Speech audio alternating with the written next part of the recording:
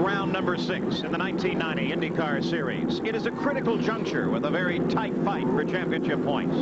Each driver, now separated from the outside world, ponders the 200 miles that lie ahead. Each recognize this will be a tactical run, requiring more than just fast driving, but close teamwork with his crew and no margin for error. The veterans here know that Portland, the birth city of the National Championship of Racing, is very difficult to master. To win requires a good dose of luck, a quantity that eludes many. Consider the past year for Michael Andretti. At the peak of his driving skills, he knows all too well how easily a win can slip away. Last summer at Cleveland, he started on the pole and took the lead. Then, leaving the pits, he collided with his father, losing the lead and the race. Sometimes luck is there no matter what you do. Like at the Michigan 500, when Michael spun after a pit stop, but he righted the car and scored his second Michigan 500 win. Preparation pales without luck. At Road America, Michael led to the last mile and then ran out of fuel. But skill can overcome some bad luck. This year's Long Beach saw Michael Andretti jam his brakes to avoid an accident and stall the car. The field roared past. Michael fell to 23rd, but fought his way back to 4th place. And then sometimes it just plain hurts. Like leading to the last lap in this year's Milwaukee 200, only to run out of fuel and watch another man win. But when luck is there, it's so sweet, as it was last week in Detroit. Leading the race, Michael stalled leaving the pits. Luckily, his team was there, ready. They restarted the car and sent him back into the fight. With luck, Michael notched a flag-to-flag win. In winning with the Indy cars, luck is always a factor. The best recognize it and hope for it. Like Rick Mears, the Phoenix winner and the current leader in the PPG IndyCar World Championship. Second at the points, Al Unser Jr. with 2 victories this year. Or the defending IndyCar World Champion Emerson Fittipaldi, currently 3rd in the fight. Or 4th place in the fight, 2-time PPG champion Bobby Rahal. All are hoping for a little luck as they chase the checkered flag here in Portland.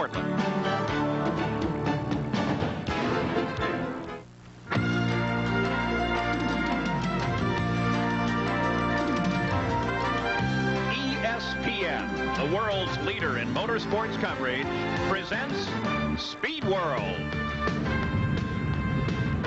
The annual Portland Rose Festival comes to an end with the tradition of the Indy cars for the 7th straight year and their 200-mile run at Portland International Raceway.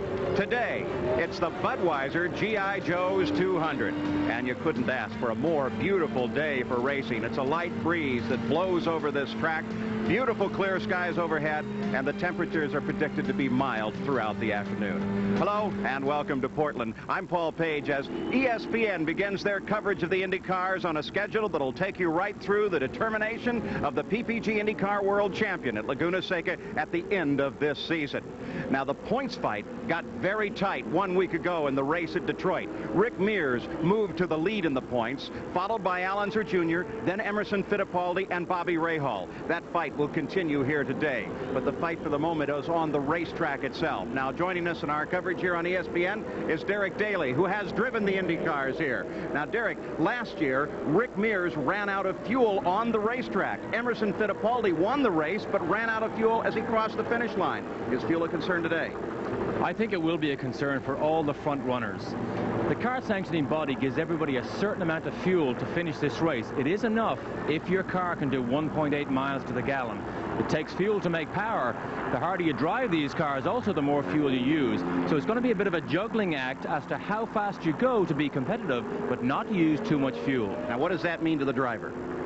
Well, actually, each driver can have a choice. You can either short shift right from the start like Danny Sullivan will do, or you can go hard and take a gamble that you may get a yellow. The second choice is the gamble, though. On board with Al Unser Jr., one of 25 cars ready to start this race. Still on the warm-up laps, but ready. The starting grid for the Portland 200 is brought to you by the Sears Die-Hard battery, now with more power when you need it most. On the pole, Danny Sullivan with a new track record, his third pole here. Alongside is Michael Andretti. He won last week at Detroit.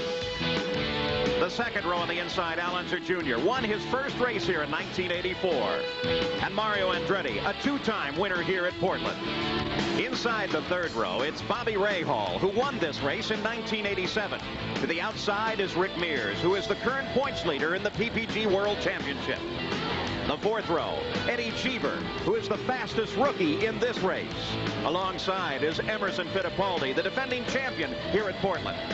In the fifth row, it's Teo Bobby, last year's pole sitter, and Scott Brayton, who is driving the quickest Cosworth-powered car. The sixth row, Arie Luyendyk, the Indy 500 champion, second here in 1988, and Raul Boesel in the Judd-powered True Sports car. The seventh row on the inside, Didier Tays, the highest qualified Buick-powered machine, and Mike Groff, the 1989 ARS champion. In the eighth row, John Andretti in the second Porsche-powered car, and Roberto Guerrero, who sat on the pole here in 1987. He has Alpha Power. The ninth row on the inside, Scott Goodyear, a Canadian in his first race here, and A.J. Foyt. It's his second run at Portland. The 10th row, Dean Hall is on the inside. He won his first SCCA National here. And Hiro Matsushita of Japan, a rookie in this race. The 11th row, Dominic Dobson in his third race here. And Pancho Carter, the winner of the inaugural Michigan 500. The 12th row on the inside is Buddy Lazier, a rookie to the Portland race. And Randy Lewis, a long-time IndyCar veteran. And in the 13th and final row, sitting alone is Tony Bettenhausen, a veteran, making his first start here at Portland. So there's the starting field, but already a problem. This is the defending champion here, Emerson Fittipaldi, and he has trouble. He was scheduled to start in the fourth row, but then rolled to a stop on the circuit. And they are going to work on the car even as they're rolling forward. One of his mechanics has something, it looks like electrical in his hand on the right rear of that wing, so we're not sure, but it looks electrical. Here's what's on the line today as they run the 104 laps, the 200 miles, over $700,000 as the Indy cars behind the PPG safety cars are ready to go racing. 9 turns around here, predominantly to the right, and top speed is 173 miles an hour that they'll touch down the long backstretch here in Portland. The Penske team makes their work on their car while the green flag comes out on the main stretch. They did get Fittipaldi started. He'll roll out of the pits, and look at this run into the first turn. But you see the yellow flag flies from the starter stand, so it's no start. And what an advantage that will give to Fittipaldi, because he is on the roll on the pit lane now. You catch a glimpse of him up in the left-hand corner of your screen there. Fittipaldi, there he is. He will come out and join the field. We were 4 abreast at one stage on the way down to that first chicane. Al Unser Jr. was right down the inside. He did back off before he got to the chicane, but we were 4 abreast, and that's probably the reason for the yellow. So it's no start. Here are the former winners here at Portland International Raceway. Mario Andretti with 2 different victories, everyone else with a single, and of course Al Unser Jr. scored his first IndyCar win here. The field will now have to realign itself. There's Danny Sullivan, the pole sitter, Michael and Mario Andretti. The 15 target car, that of course is Eddie Cheever. Eddie Cheever was another one of the drivers that came down the inside. Earnings this year, Arie Luyendyk already with his Indy win over $1 million. Some pretty good dollars already being earned by many of the top competitors in the Indy cars of CART. So now realignment, and here is Scott Brayton, but you can see he is stopped by the edge of the course. So 2 different cars with problems, and the CART safety team is there. They'll try to get Brayton restarted again, and the field will try to come back into alignment. Hopefully we'll get a green flag this time around. It depends how fast they can get Brayton cleaned up. And this time the field sees the green flag from Nick Finoro, and they roar down into the first turn. Great jump by Michael Andretti. Took the advantage from Sullivan. Michael, from the front row, second position, leads. And as the green flag comes out, that becomes the 500th start for the Penske Racing Team and Danny Sullivan's 100th start in the Indy cars. But it's Michael that jumps Danny, and picked up the lead here on the first lap. Sullivan very, very unstable, exiting that left-hander on the power, but unstable. I think he's got cold tires, but Michael will be hard to catch. Keeping an eye on Danny Sullivan, that number 7 car now, as he works on the backstride. Then they work up to 173 miles an hour as Michael Andretti, the Kmart machine, begins to pull out a lead, and you see him move over those bumps on the inside of the course. You'll probably hear a great deal about them during this race today because they look soft and easy when you see them on television, but they're really high curves as Michael Andretti flashes across the line and picks up the lead at lap number 1, actually lap number 2 now into the record books, the first lap of racing. But when the yellow flag was displayed because of the extraordinarily tight fuel situation here, they started counting the laps. And Derek Daly, I think we're going to be talking about fuel throughout the afternoon as a battle for second develops between now Al Unser and Danny Sullivan. Al Unser got such a good start, but it was waved off with that yellow. But now he's in 3rd place chasing Sullivan, has a good view of Sullivan here, can decide what Sullivan can do, what he can do. Watch the little correction on the steering wheel there. This is the long back stretch up to 5th gear, 175 miles an hour along this back stretch. Emerson Fittipaldi, the twin car to this, teammate of Danny Sullivan and Rick Mears in the Penske organization, was able to get going. They had to change a battery on that car, and he is now running at the back of the field and trying to work his way through. And that should be something spectacular to watch as well. There is Fittipaldi, but he's in trouble again. He is in trouble again. Whatever it is, that battery did not cure it. But we can only presume that it must be electrical because they tried to change it. It did run for a short time, but Emerson, a bad start to this day. What a terrible disappointment also for this man, Scott Brayton, in the Amway car. Disappointment to us because it's one of our onboard cameras here, and what he wants to do is wait until that field gets passed, get hooked up, get on the tow rope, and get back to the pits and try to get back into the fight. It really is such a disappointment to have a car out so early. This is one of the arguments for having the warm-up on Sunday morning. These cars have not run since yesterday. The mechanics do a lot of work, and of course you hope that everything falls into place. But on 2 cars, we see there is problems. Car on the Dick Simon team because he was the fastest Cosworth here today, and they really want to show off as much as they can. Boy, look at little Al work his way back and forth as he continues to chase Danny Sullivan in a fight for second. Look at the way that head bobbles down through that 4th left-right chicane. That's a very fast 4th gear S's. We actually heard his down change. Now Sullivan is beginning to get away from Alonso Jr.'s hands are full because he's being chased for his 3rd place right now. And Mario Andretti is closed up just behind little Al. Let's try and listen to the gears as they head now out of the chicane for the first turn.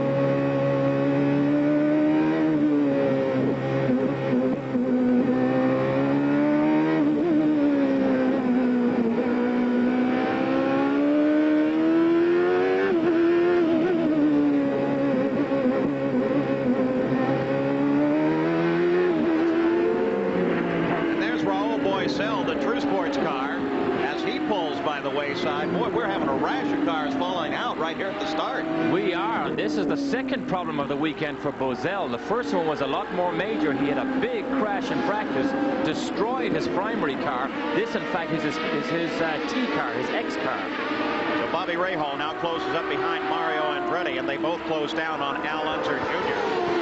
Al is chasing now Danny Sullivan right at the edge of the screen there. In a nice battle for 3rd place, here comes Mario, drives to the inside. Very difficult to come down the inside there. Alonso Jr. knows that. All he's got to do is chop across and take the line that he is entitled to because he is leading. But Mario wants Al to know, I'm here, be careful. As soon as you make an opening, I'm going to jump in. Standing yellow flags through the first section of the course because of Raul Boisel's car out on the circuit.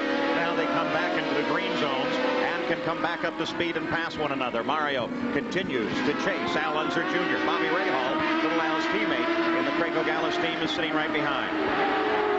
Of course, Mario, I'm sure, knows exactly what settings Michael has. Michael way out in the lead at the moment, but I think it's good for father and son to be in a team together like this because they can pool information. Things that are faster on Michael's car, Mario can take and vice versa. Little Al gives the back end a pitch as he continues to try and hold back Mario Andretti. Bobby Rahal is right there as well. Nice little fight going as we are now on lap number number 6. 104 laps scheduled here at Portland International. Will Mario get it done this time? Little Al swings wide, comes back across. Again, as you suggested, Derek, it's a very difficult place to try and get past. That's right. Now look at Rahal also. Rahal is going to fill Mario's mirrors. So the race continues here in Portland. It is Michael Andretti that is out in front, being chased by Danny Sullivan. And then Al Unser Jr., Mario Andretti, Bobby Rahal. Your house means too much to trust just any paint, so choose Weather Beater. Come to Sears 4th of July paint sale. Our Weather Beater low luster satin finish paint is reduced to just $12.86. So see you at Sears. Sale ends July 7th, so hurry. Now available for the first time, the complete recordings of Olga Montero and her magic harp, including such classics as Still Going. Nothing outlasts the Energizer. They keep going and going.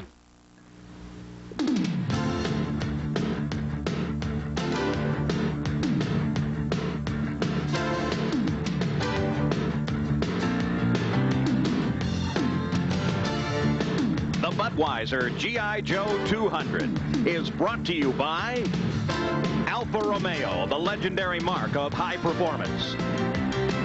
By Goodyear Eagle Radials, the best-selling performance radials in the world. And by Quaker State, the Big Q is one tough motor oil.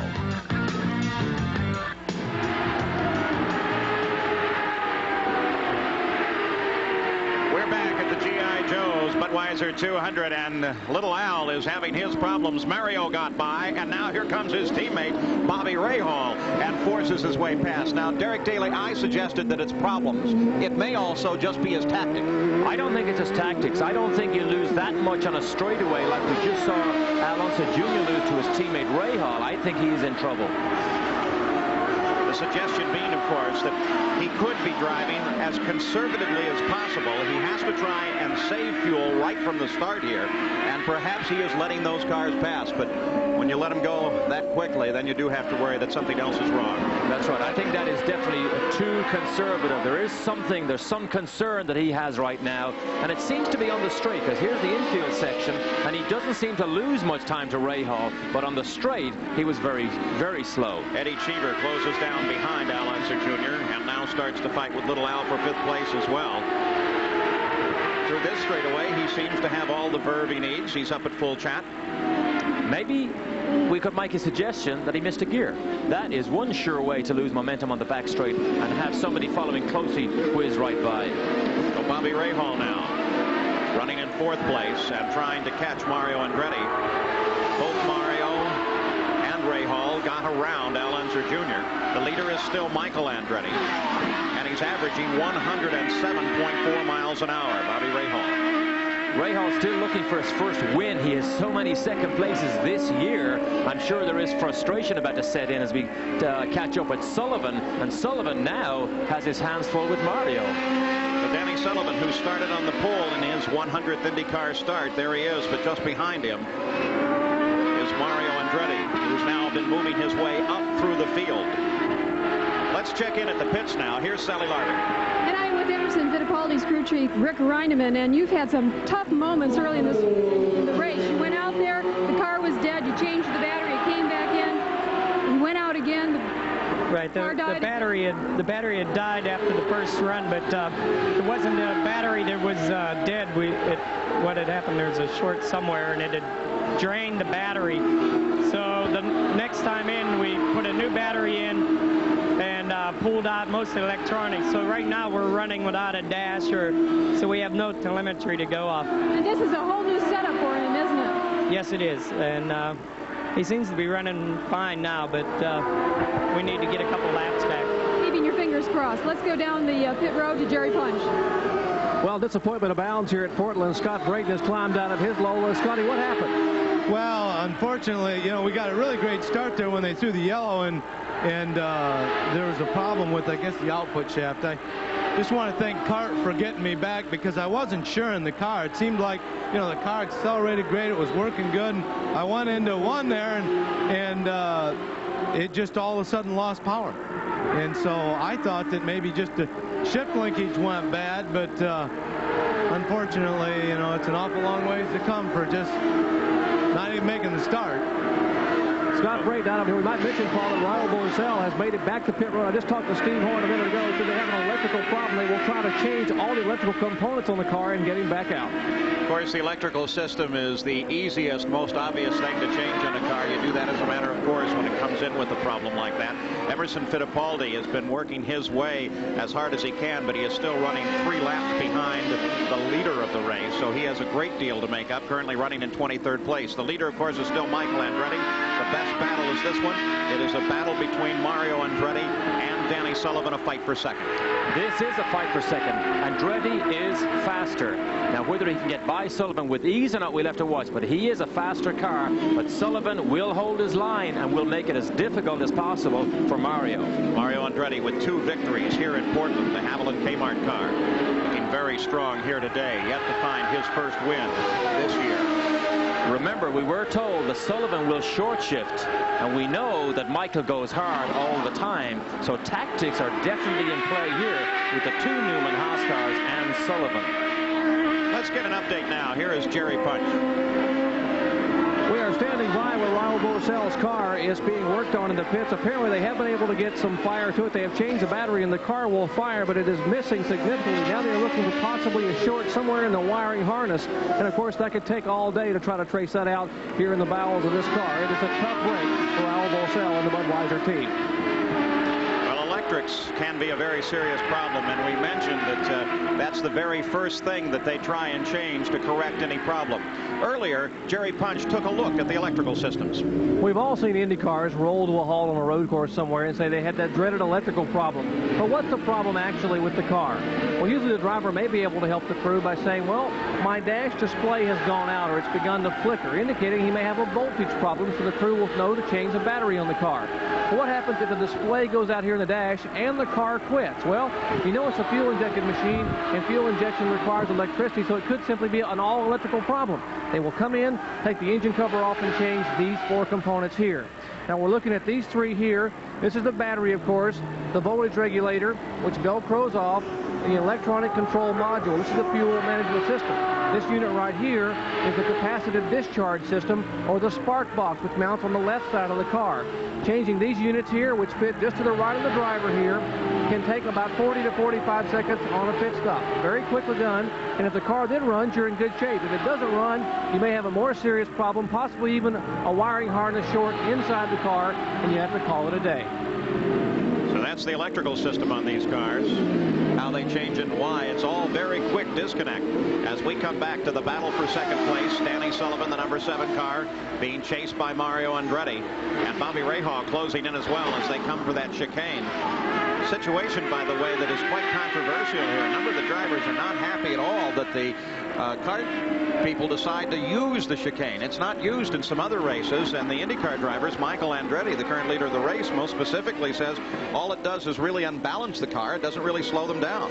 Well, that's right. I have yet to find a driver that likes these artificial chicanes that they put in to slow these cars down. I don't think it does the job properly. It just makes the car unstable. It always causes incidents during the weekend. The IMSA cars don't run it here, and they would not like to run it. I know the vote will be 100% against running it, but the CART sanctioning body decide they want to use it.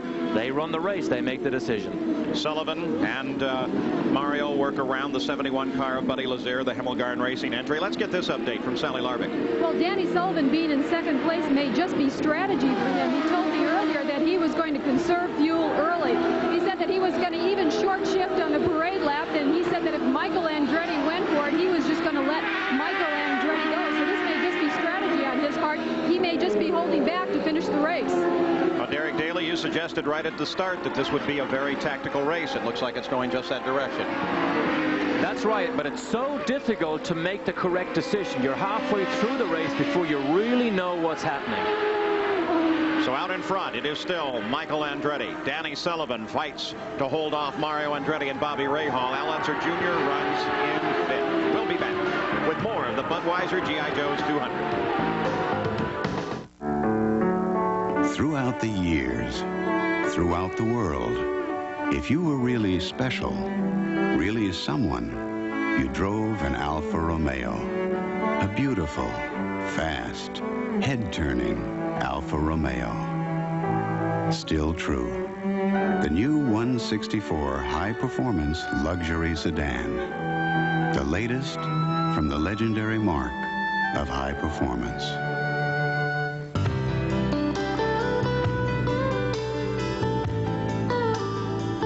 All of these championship-winning drivers have one thing in common: Goodyear Racing Eagles. The race-winning technology that's found in the Goodyear Racing Eagles can also be found in the world's best-selling line of high-performance street tires, Goodyear Eagle Street Radials. The champions know, and it's why we say the best tires in the world have Goodyear written all over them. We're back at Portland with 16 laps complete. Michael Andretti is still the leader, but Bobby Rahal is in trouble. Here's Jerry Punch. Bobby Rahal, an unscheduled pit stop for the Craco team, where they are working in the right rear brake hub area. Barry Green and the crew here now trying to decipher as Bobby is trying to direct the traffic here. Very frustrated. They are working in the right side of the car. Obviously trouble early on for a tough competitor, former winner here at Portland.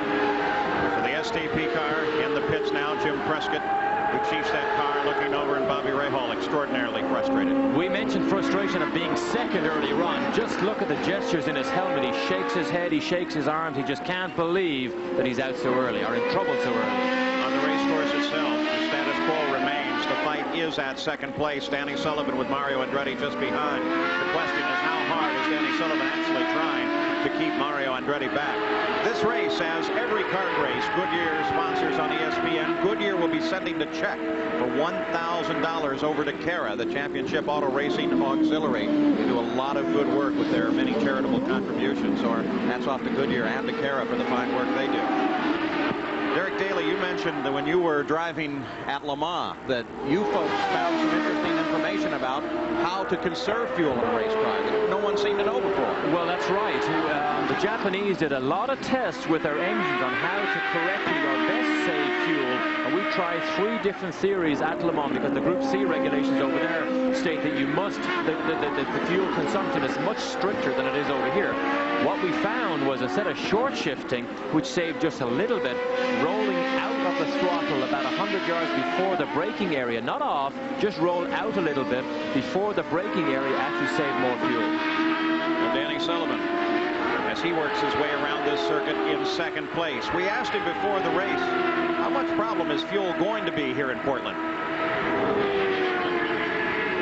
We complain about fuel, but it's a problem for us everywhere. So it's a reality. You just have to figure it out and have to work at it, and it's something that goes into your game plan for race day. It goes into your calculation.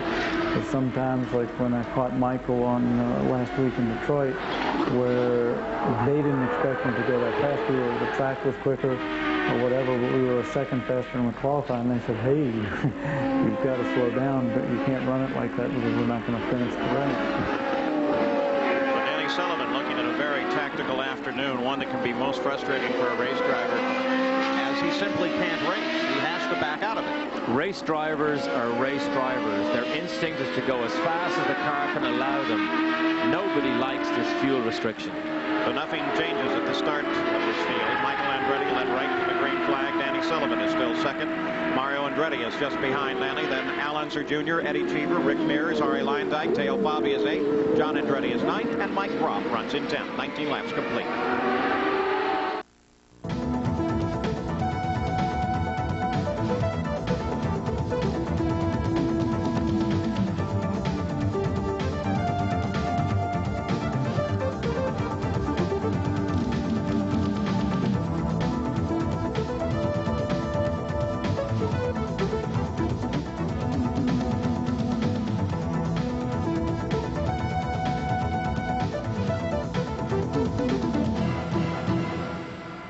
In this world, what you pay is what you get.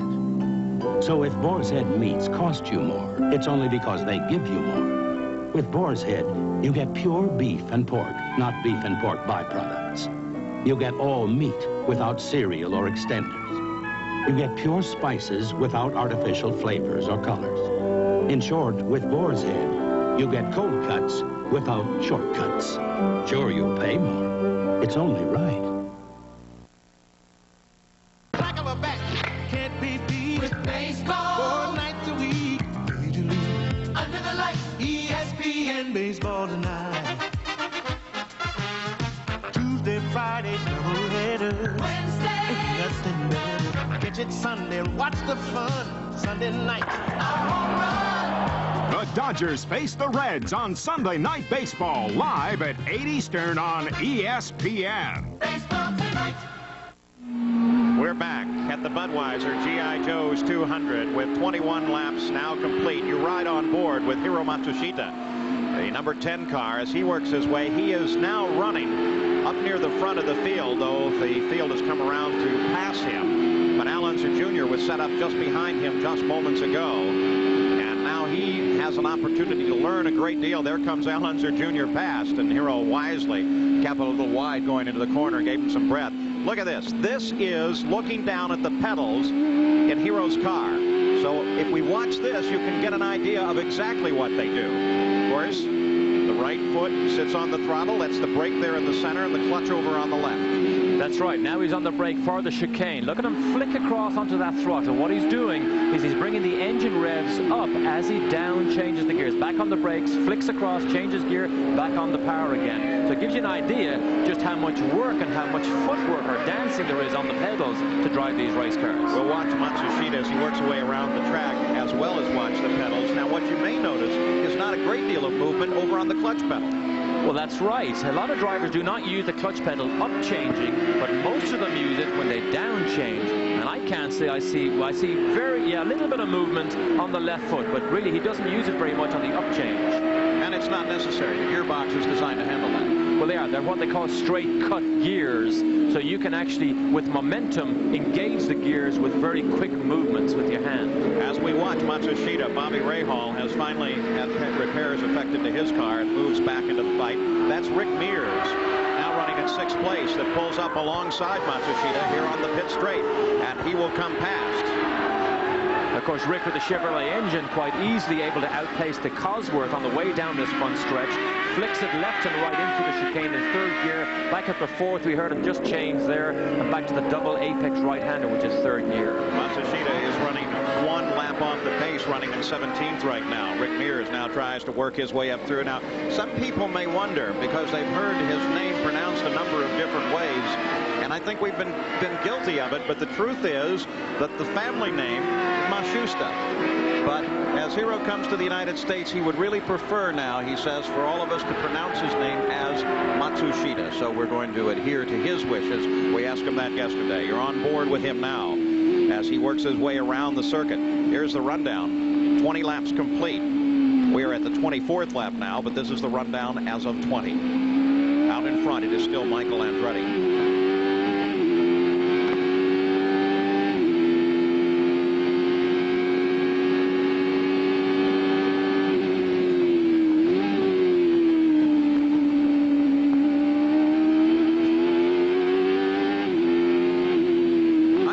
He stayed down a gear that long going through the chicane. That was 3rd gear up to 4th. We see him behind Tony Bettenhausen here on the Amex Cole car. Tony in the Buick. Not enough horsepower really here to be competitive. So we see Matsushita come right up behind him using the Cosworth power. There's a difference here actually. We watched Al Unser Jr. earlier on. He goes 2nd to 3rd gear, back to 2nd through here. Matsushita stays in 3rd and just has 2 gear changes onto this backstretch. Of course, we should remember that the way the gearbox is assembled, the gears aren't necessarily all the same in all the cars. The drivers and crews pick what they want. As look at this, Mario Andretti is coming down inside Sullivan. Will he get him? Yes, using the traffic.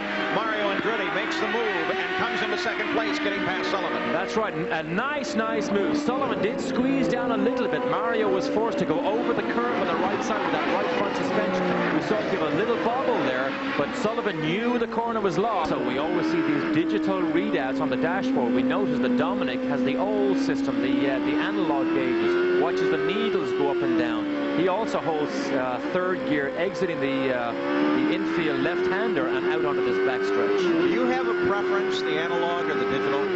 Well, the digital is more difficult to read, but it gives so much more information, so you almost don't have a choice. You have to go with whatever spits out information, because information and engineers is what makes these cars go fast. It used to be on the analog system that generally you just cocked the instruments so that when everything was normal, the needles were just pointing straight upright. So all it took was a glance at the dashboard. Well, that's right. Of course, the only thing that we see making large movements here is the rev counter. So no matter what way you cock that, it will go up and down. Now, there's Alonso Jr. just passes our other camera car, Dominic Dobson. So at the lead of the race, the Budweiser G.I. Joe's 200, it is still Michael Andretti with 27 laps complete. His father, Mario, is now in second place, just behind him. Danny Sullivan has dropped from the pole back to third position. Al Unser Jr. runs in fourth. In fifth place, it's Eddie Cheever. Rick Mears is sixth. Lyondike seventh. Theo Fabi eighth. John Andretti ninth. And Mike Groff 10th. It's one of the most technologically advanced, most rigorously tested fluids on Earth, relentlessly measured for maximum protection against the friction, the wear and tear, the heat and stress of today's engines. It is today's Quaker State. In Europe, in Japan, in America, Quaker State quality has passed the most demanding tests automakers can throw at it. At Quaker State, we don't just say we're tough, we're tested tough. The big Q is one tough motor oil. There has always been a close relationship between the Alfa Romeos we race and those we sell. So it's fitting that the same kind of service we've long provided for cars like this is now available for cars like this. The Alfa Romeo Assurance Program. Complete coverage, even for scheduled maintenance. Standard on the new 164 high-performance luxury sedan. From the legendary mark of high performance.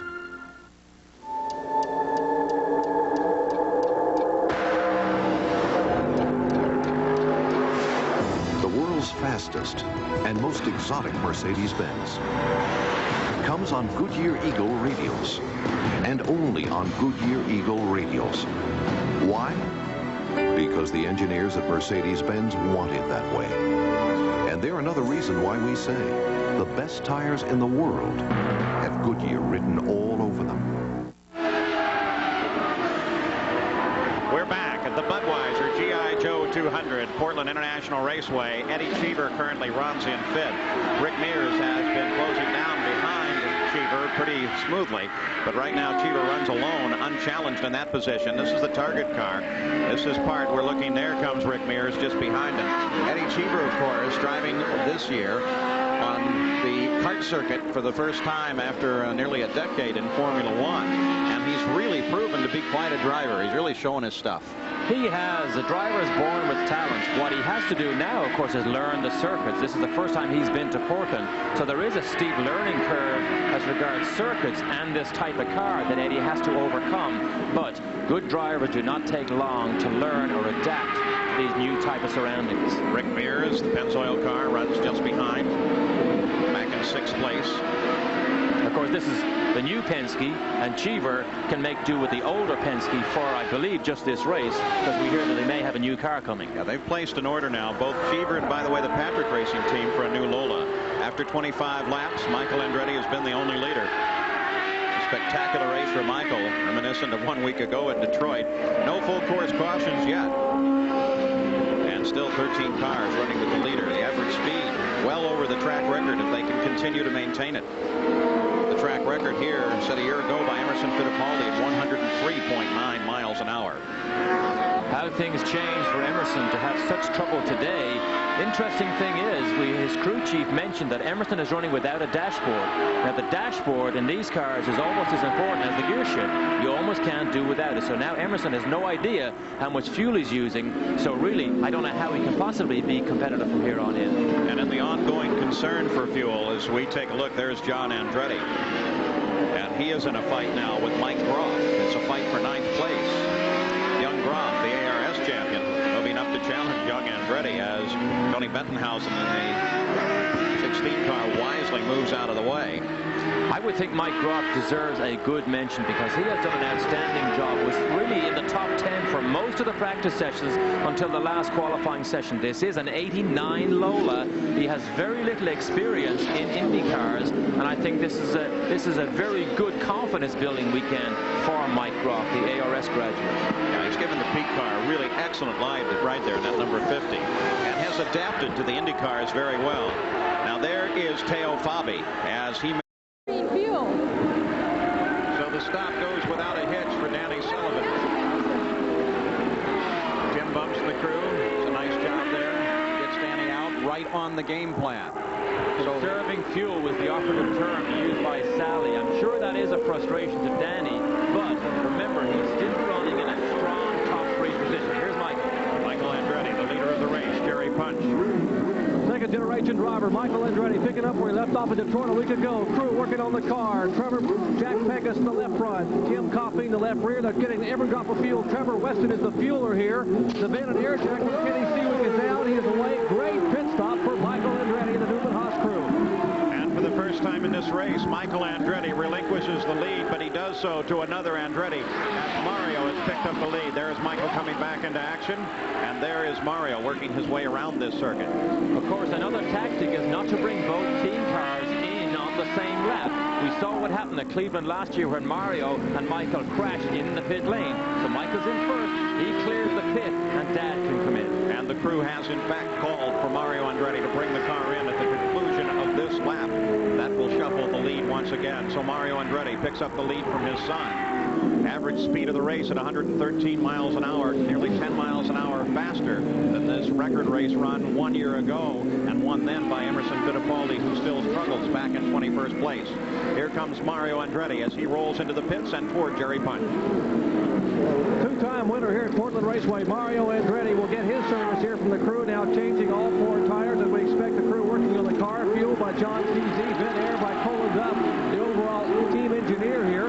They have changed the tires. They are waiting for every single drop of fuel, and now he is starting down the way. Good pit stop for Mario and the Newman Haas crew. And they're happy about that stop, and they should be, even though it's a stop that puts Mario Andretti back into the field a bit. It is Michael Andretti that picks up the lead once again, so he relinquished the lead only for a single lap to his father. The pit stops are such a nerve-wracking situation because you've got to come off the track. You hope that everybody does their job properly.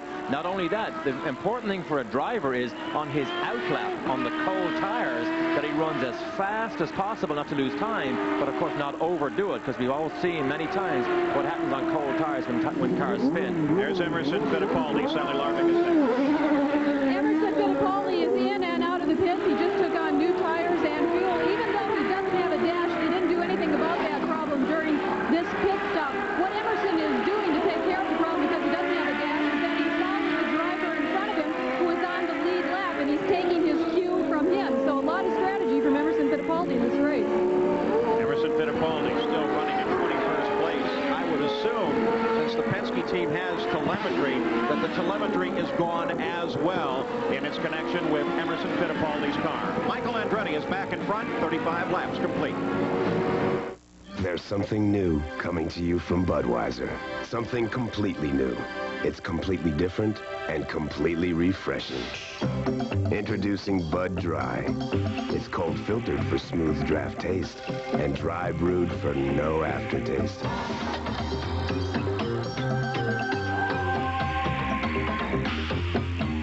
So if you're looking for smooth draft taste. Brought to you by Quaker State. The Big Q is one tough motor oil. Here's Jerry Punch. Innovation is an everyday occurrence in IndyCar racing. What may look like a normal IndyCar, this Foster's Quaker State Porsche is quite radically different for 1990. Look, externally, you won't see any changes, but we remove the engine cover, and you'll see quite a difference here in this chassis design for 1990. Now, behind the rear axle, normally you would see the transmission in a Penske or possibly a Lola. Not the case here. The transmission has actually been moved in front of the hab shaft up in this section right here. Well, that's normally where the turbocharger would lie. Where's the turbocharger? Well, it's been moved up in the front of the engine compartment, just behind the driver, back in this section here, which of course puts more weight toward the center of the car and will help with handling. Also a major difference for this 1990 March chassis, the exhaust headers come forward. Rather than going backward, as you see in the Lolas and Penske's, they come forward from under here, and this is the exhaust port right here. Well, therein lies a problem. Somewhat of a growing pain for the 1990 March. Last week at Detroit, this exhaust header here sent so much heat out against these fuel lines it caused vaporization of fuel and thus fuel starvation, eliminating both Teo Fabi and John Andretti from the field. Now, they've had their growing pains for 1990, but a radically different design in this March 90 chassis, and it's going to work sooner or later here with Eric Walker and the team. more technically advanced cars we have on the circuit at the moment. Actually, that was the turbo intake. The exhaust outlet is on the other side. There are an inlet and an outlet on each side of that car. The fight on the course now for 5th place as Eddie Cheever is coming up to do battle with Rick Mears. Mears, who finally, after that injury at San Air to his feet in 1984, has finally come back to full style and form on a road circuit, winning at Laguna Seca, the closing race of last season. Doing very well here today, but look at this nice little fight going on between two masters, Eddie Cheever and Rick Mears.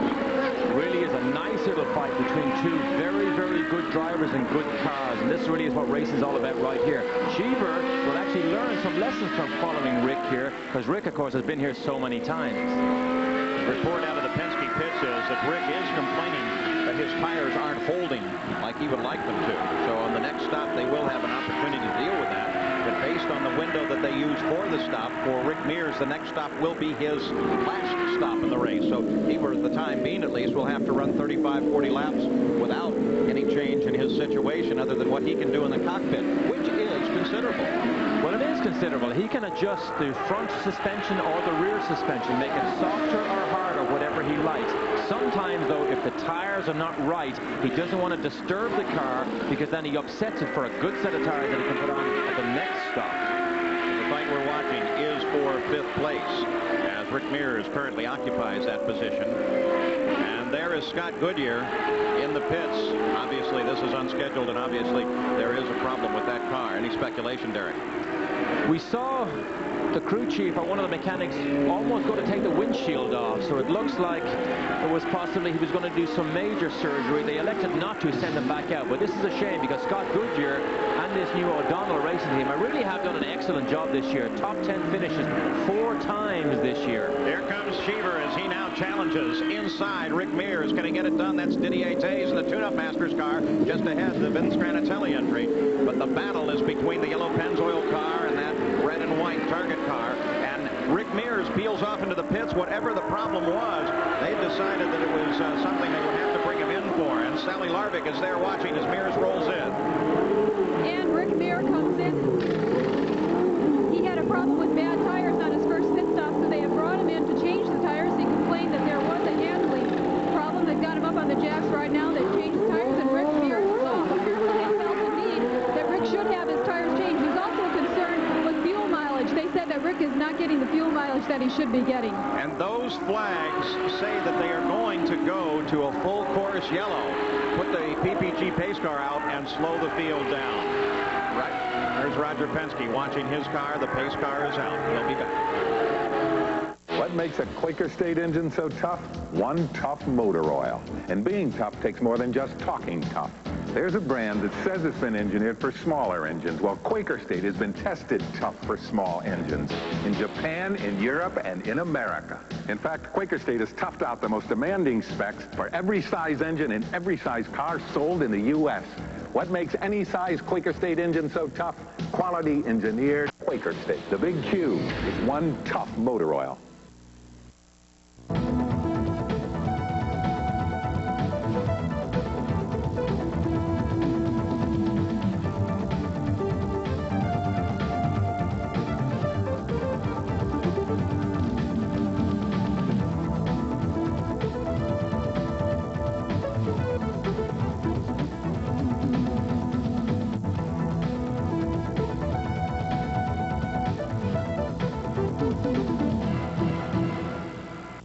In this world, what you pay is what you get. So if Boar's Head meats cost you more, it's only because they give you more. With Boar's Head, you get pure beef and pork, not beef and pork byproducts. You get all meat without cereal or extenders. You get pure spices without artificial flavors or colors. In short, with Boar's Head, you get cold cuts without shortcuts.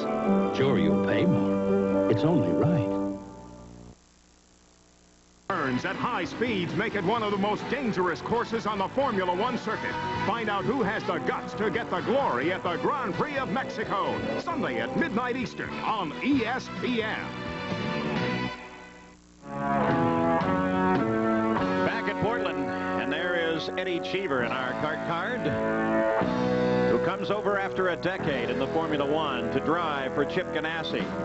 Today he drives a Penske, but very soon he will have a Lola, a brand new 1990 Lola in his hands, and they expect he will move up even more than he has already. He's displayed a great year driving that car. Now circling the track behind the PPG pace cars, Eddie Cheever runs in 5th place. They put the yellow out full course to run a check on this course. The original report was because the 71 car, the Hemmelgarn machine of Buddy Lazier, is off the course and in a dangerous position. So it gave them an excellent opportunity to get this field slowed down, get that car into a safe place, and get the entire course checked out before we go back to racing speed. This is something most unusual for Eddie Cheever, to have a rest after 42 laps in a race, because he's never had a full course yellow situation in Formula One, because they just don't do that. They prefer to just use localized yellows to clean up the situation. So this is the most unusual and the first time, I believe, for Eddie to actually run slowly in the middle of a race. Buddy Lazier in the 71 car is now back and rolling and will head back into the pits.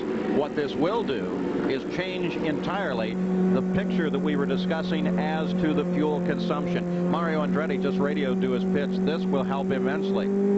Guess what? Now the cars run slowly. Now they don't use any fuel, or not much fuel, for 3 or 4 laps.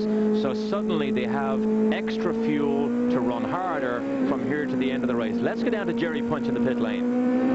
While they're working on the Dominic Thompson car, apparently they've discovered now, they've diagnosed a burned spark plug wire. So they're changing all the wires. They had an electrical problem. They changed the amplifiers and all the things we showed you a little bit ago in one of our track facts about what they can change quickly here in the pits. And they are trying to decipher what the problem is. They found a burned through wire, or a shorting wire, on the Dobson car, so he still sits in the pits here. We might also update on Scott Goodyear, the young Canadian driver who came in the pits a little bit ago for an unscheduled stop. He has a steering problem. They're not really sure what it is. It may be a Heim joint somewhere in the steering mechanism, but he's having trouble using all his strength to turn the wheel. He will not last many more laps unless they can get the car in and get it fixed.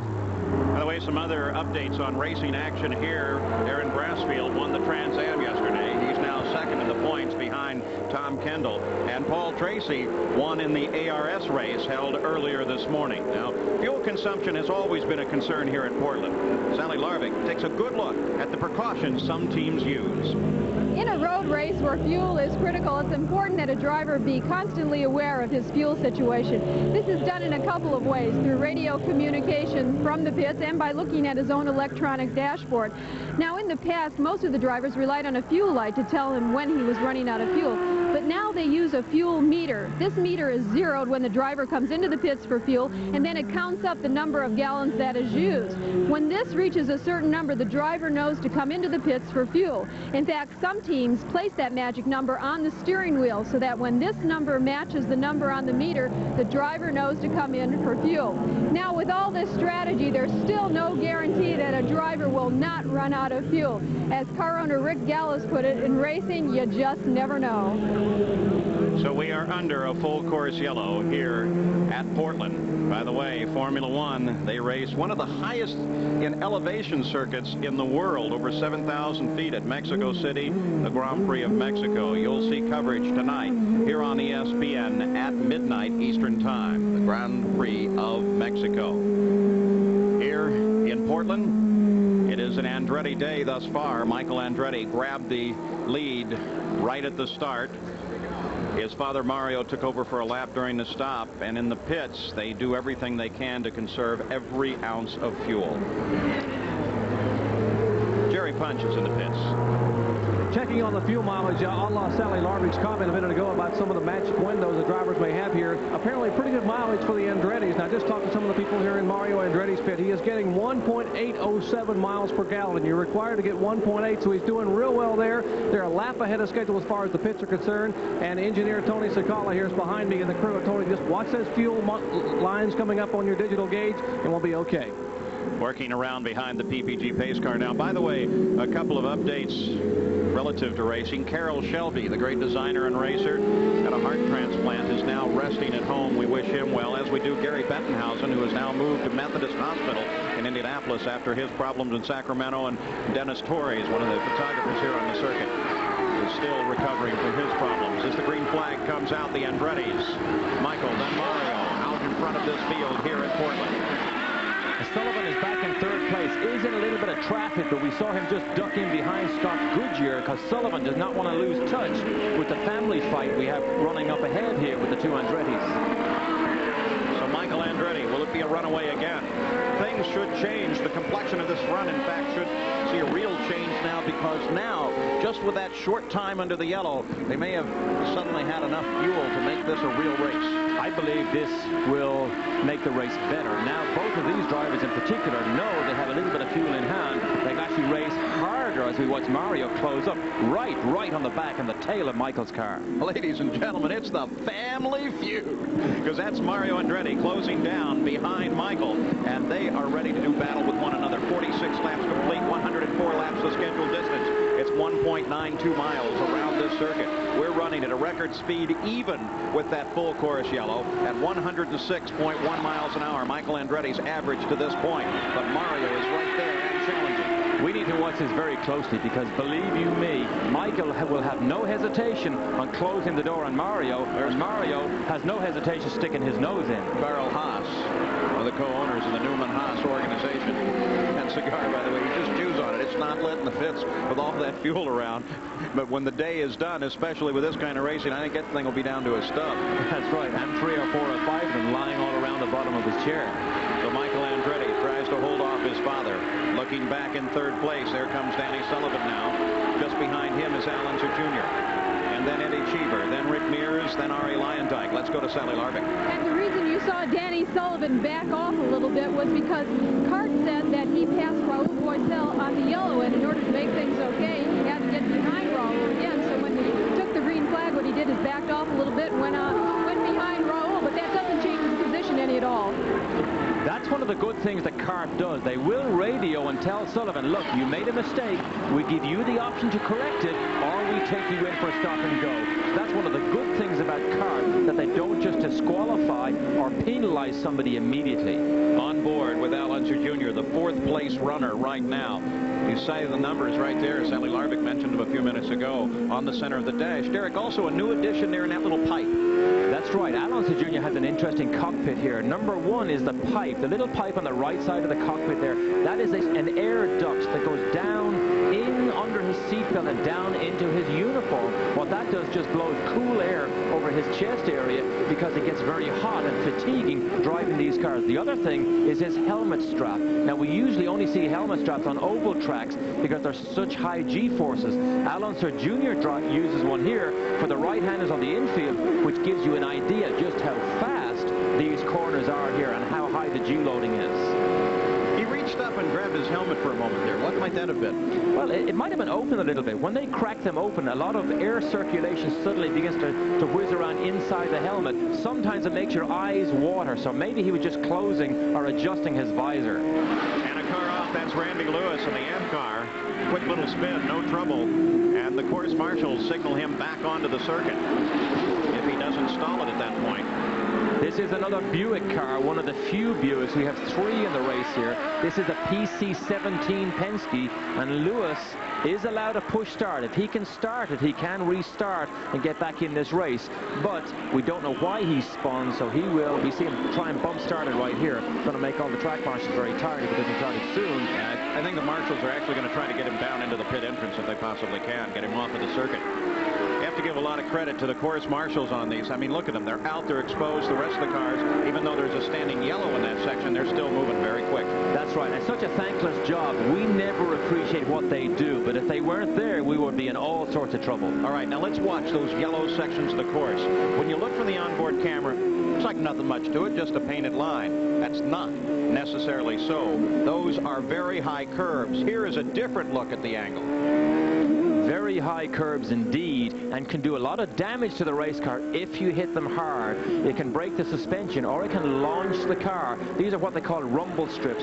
Now look at these here. They are the damaging curves if you run over them. They're designed to keep you on the racetrack. And of course, the whole idea is to discourage you from getting off of the race course and using any advantage of cutting across a corner. Michael Andretti is still the leader. 50 laps are complete.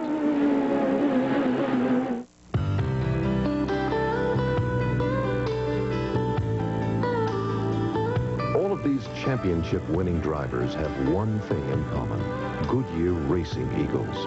The race-winning technology that's found in the Goodyear Racing Eagles can also be found in the world's best-selling line of high-performance street tires, Goodyear Eagle Street Radials.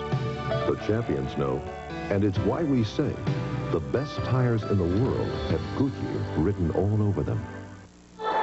Normally, introducing a new performance car would mean showing it here sweeping through curves, or here accelerating to breathtaking speeds, or here deftly negotiating the pylons. But when the new car is an Alfa Romeo, all that goes pretty much without saying. The new 164 high-performance luxury sedan, from the legendary mark of high performance.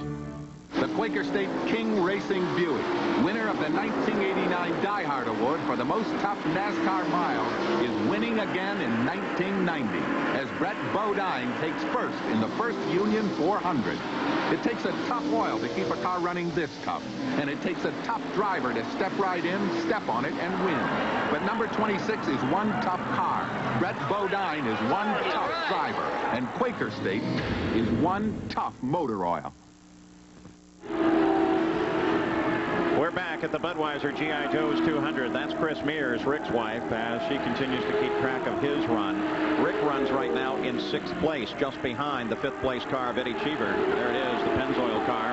And Bobby Rahal is lined up just behind Rick Mears.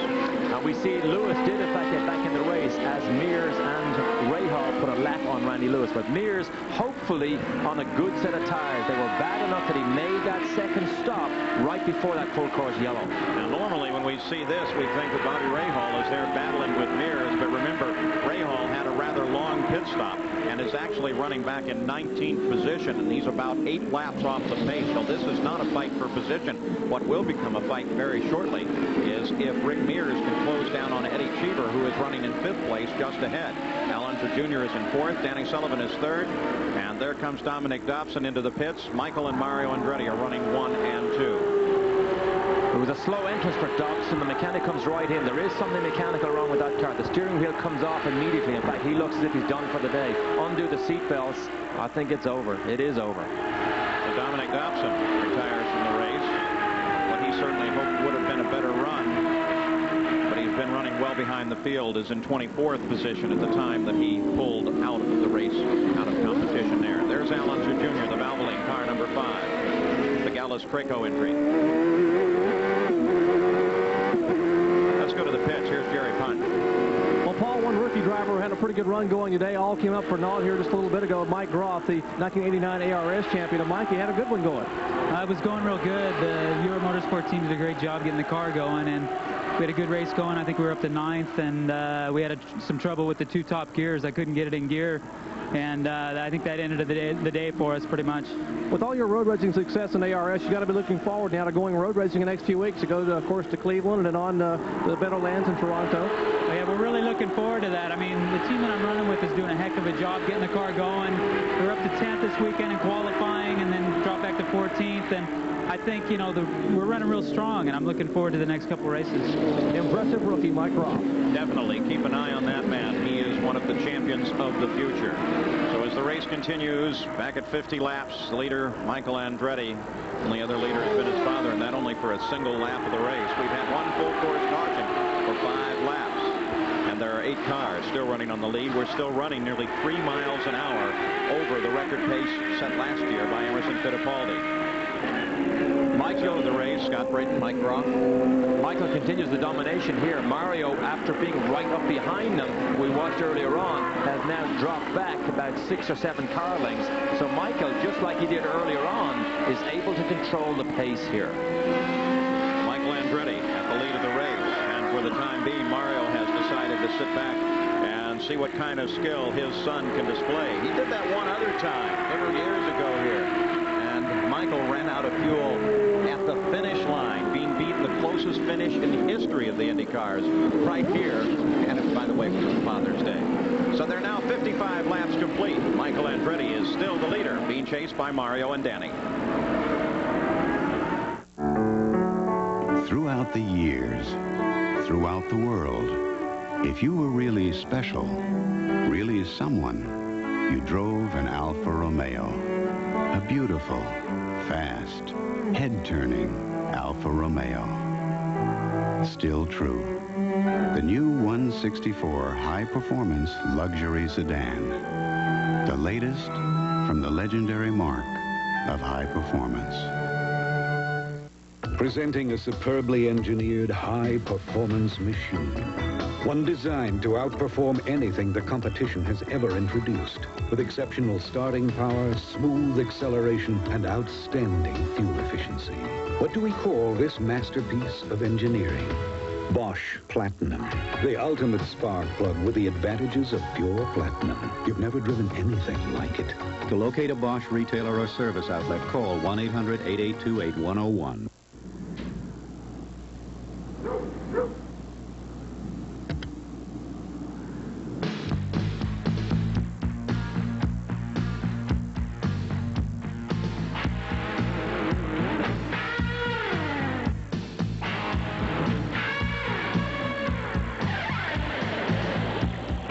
When you put a Pioneer 6-disc CD system in your car, you get a lot more out of your music.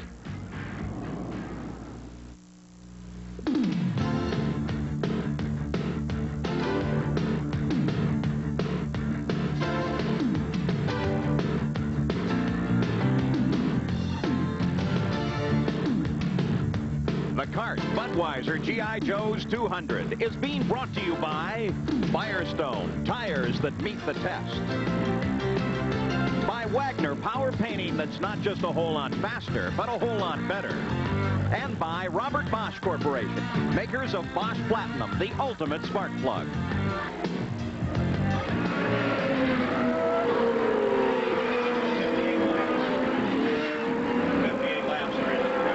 58 laps are into the record book here in the Budweiser G.I. Joe's 200. We watch the battle back at 13th place now between the number 10 Panasonic car of Hiro Matsushita and Dean Hall lined up just behind him in the number 19 machine.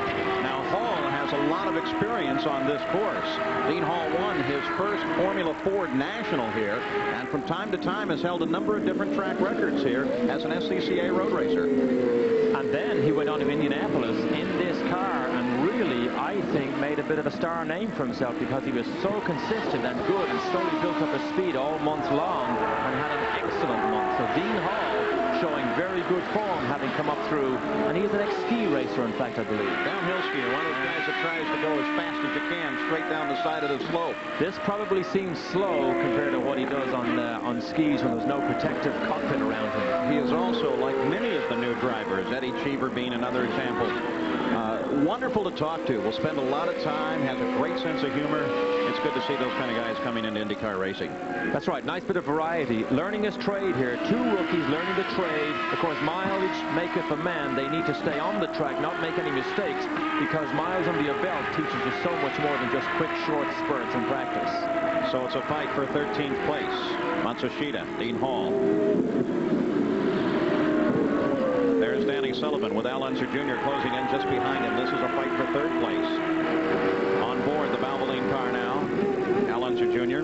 Watch how much his head bobbles and weaves around here. Look, up and down all the time. Now, to tell you or to show you why that happens, or a lot of the reason why it happens, look at the front suspension. Look at that top wishbone stretch out there to the front wheel. There's virtually no movement whatsoever when he brakes and goes into the corner. Watch the chicane here. Watch that front suspension. Look over the chicane, left and right, hardly any suspension movement because they're so stiffly sprung, these cars, to make them corner so fast. In the meantime, a fight for 6th place now beginning to develop.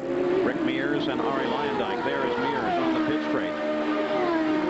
Arie Luyendyk comes around Tony Bettenhausen and continues his pursuit. That, of course, is the SDP car of Bobby Rahal just ahead, but is running well off the pace. But Rahal has been moving up. He's now running in 18th position owing to that long pit stop he suffered in the early going of this run.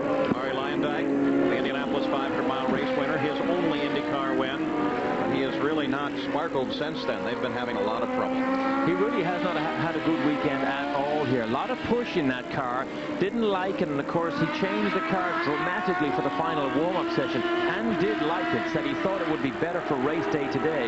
Now he has moved up to 7th place, but I don't believe Lyondike is quite happy with this car yet on short ovals or on road races. By the way, a lot of activity in the Shearson team, the team that owns this Domino's Pizza car.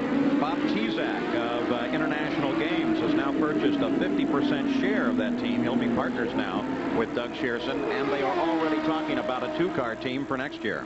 That's right. More and more these teams are going to 2-car operations. Personally, I believe it's good, because with 2 good cars and good drivers, as we watched Michael Andretti put a lap on Dean Hall and now Matsushita, both with 2 good drivers, you get double the information. So as long as you have management strong enough, watch Michael duck down the inside here, thought better of it in case Matsushita came over on top of him. But if you have good management, I think 2-car teams are better. There's one of the things that you do have to be careful of as Michael Andretti works his way past Matsushita. Even despite the fact that everybody that comes to this has a lot of experience, you really have to be careful when you roll up to pass someone. We asked Michael, you finished well in Portland with 2 second-place finishes. Your thoughts on this race? I enjoy racing. I've had some good results. I've had some good races. One most memorable was 1986 when I lost my dad. Who knows how many inches, a couple inches, and that one hurt a little bit, but in the end I was happy for Dad.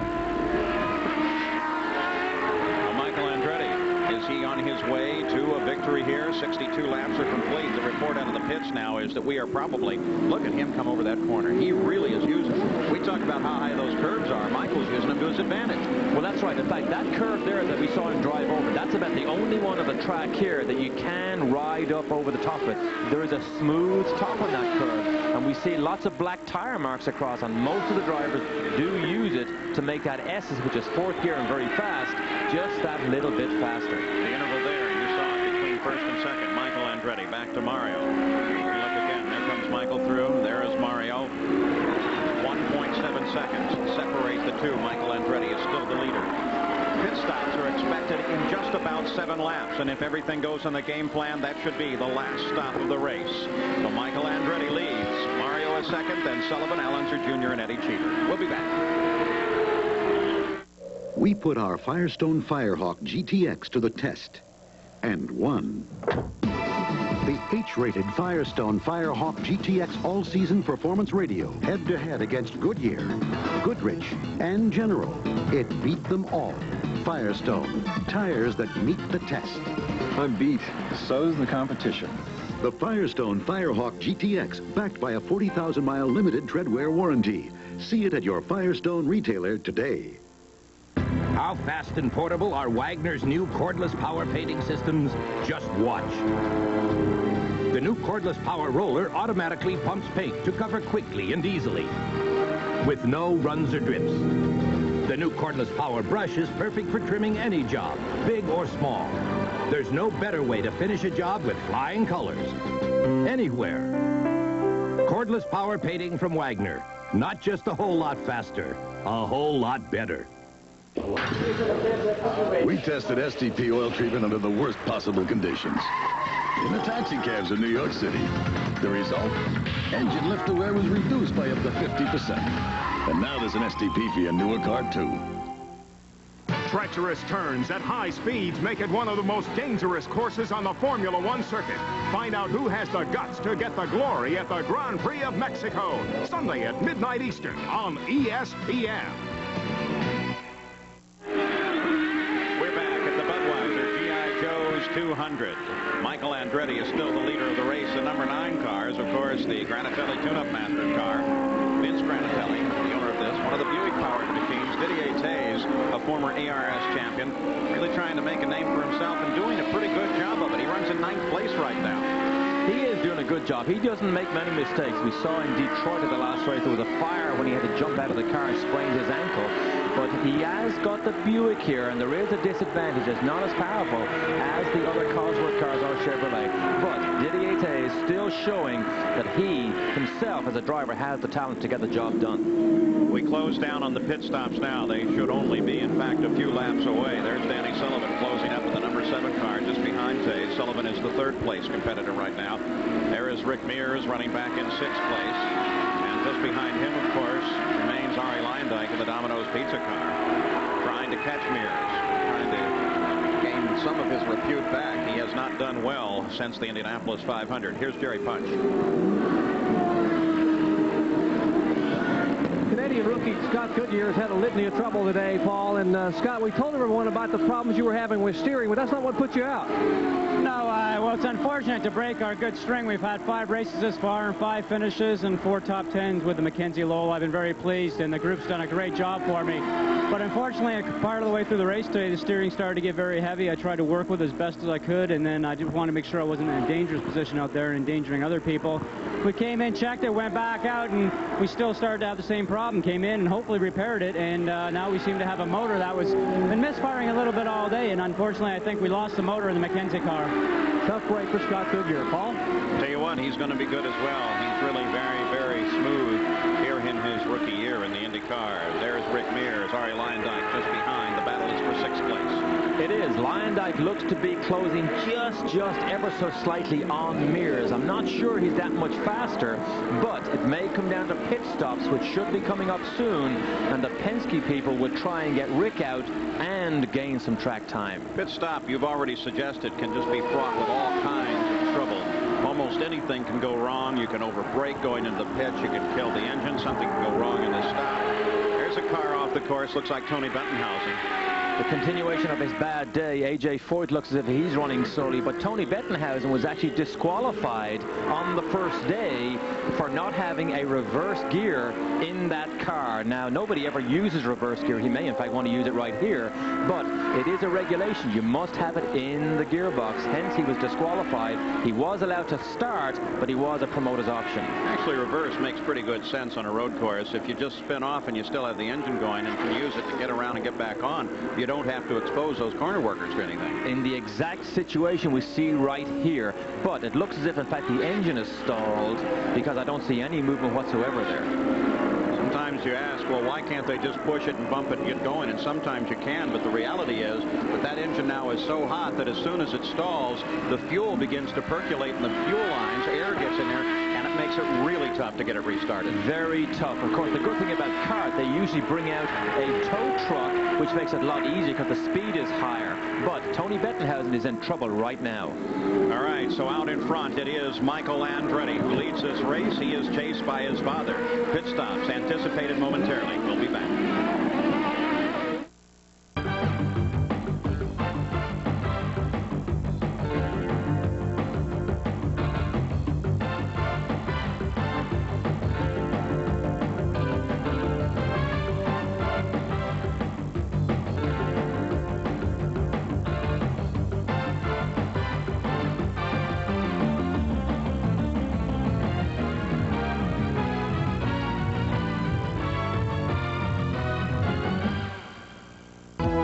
Sell a house, it takes more than a handshake, it takes experience. RE/MAX sales associates average twice the experience of other full-time real estate agents. To sell a home, it takes expertise. RE/MAX associates are North America's top producers, outselling the average 3 to 1. To sell your home, do what it takes. Step up to RE/MAX. Congratulations on your new home.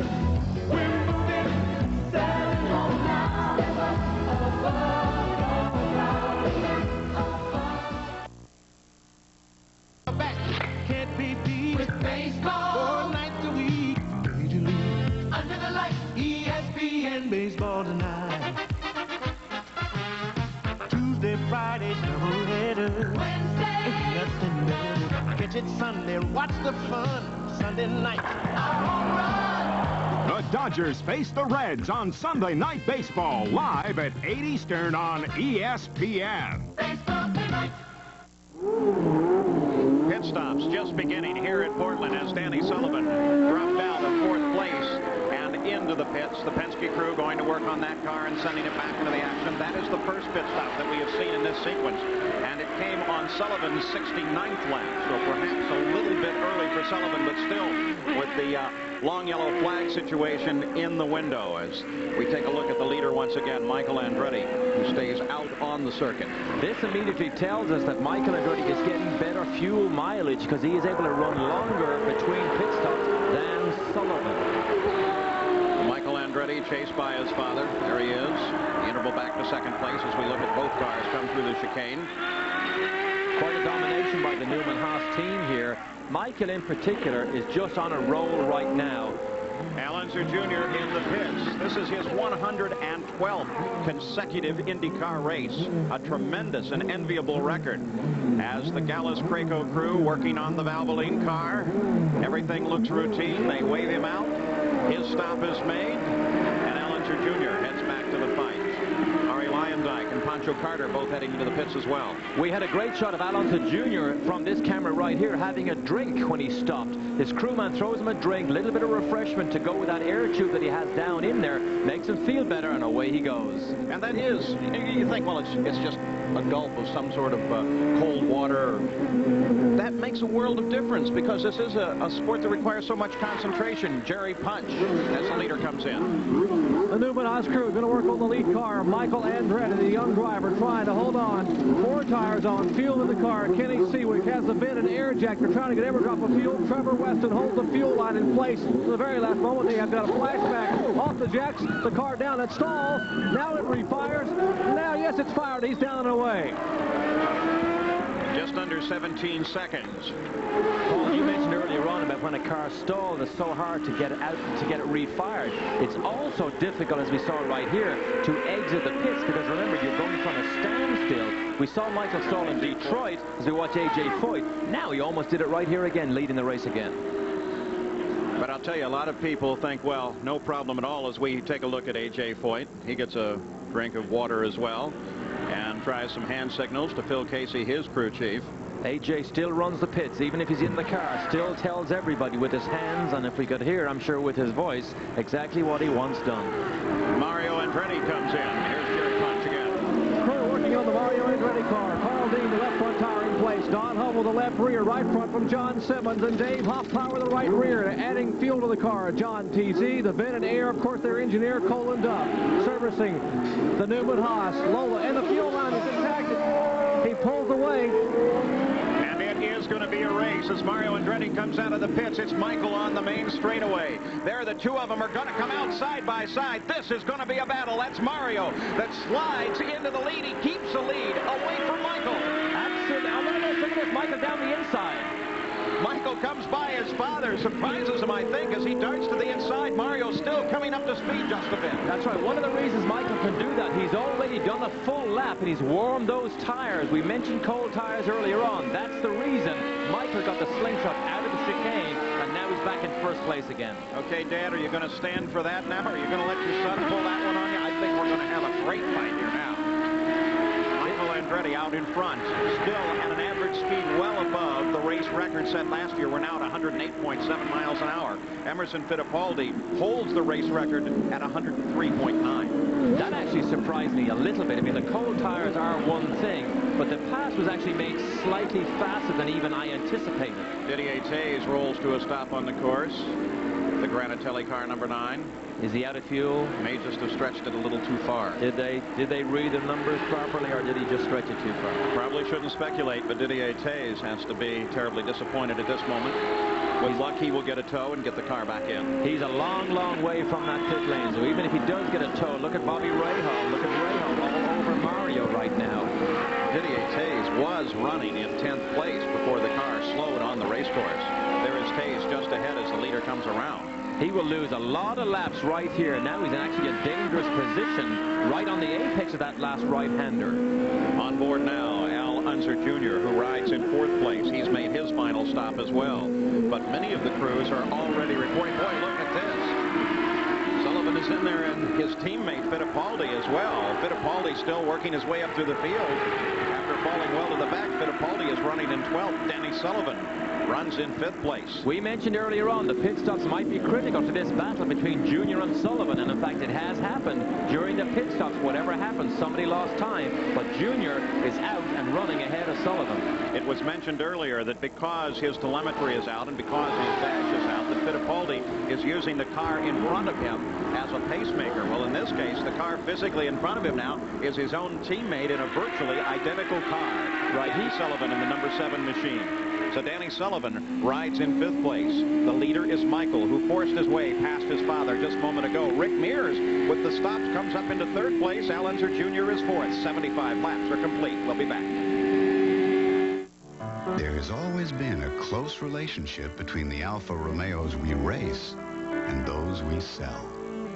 So it's fitting that the same kind of service we've long provided for cars like this is now available for cars like this. The Alfa Romeo Assurance Program. Complete coverage, even for scheduled maintenance. Standard on the new 164 high-performance luxury sedan. From the legendary mark of high performance. How fast and portable are Wagner's new cordless power painting systems? Just watch.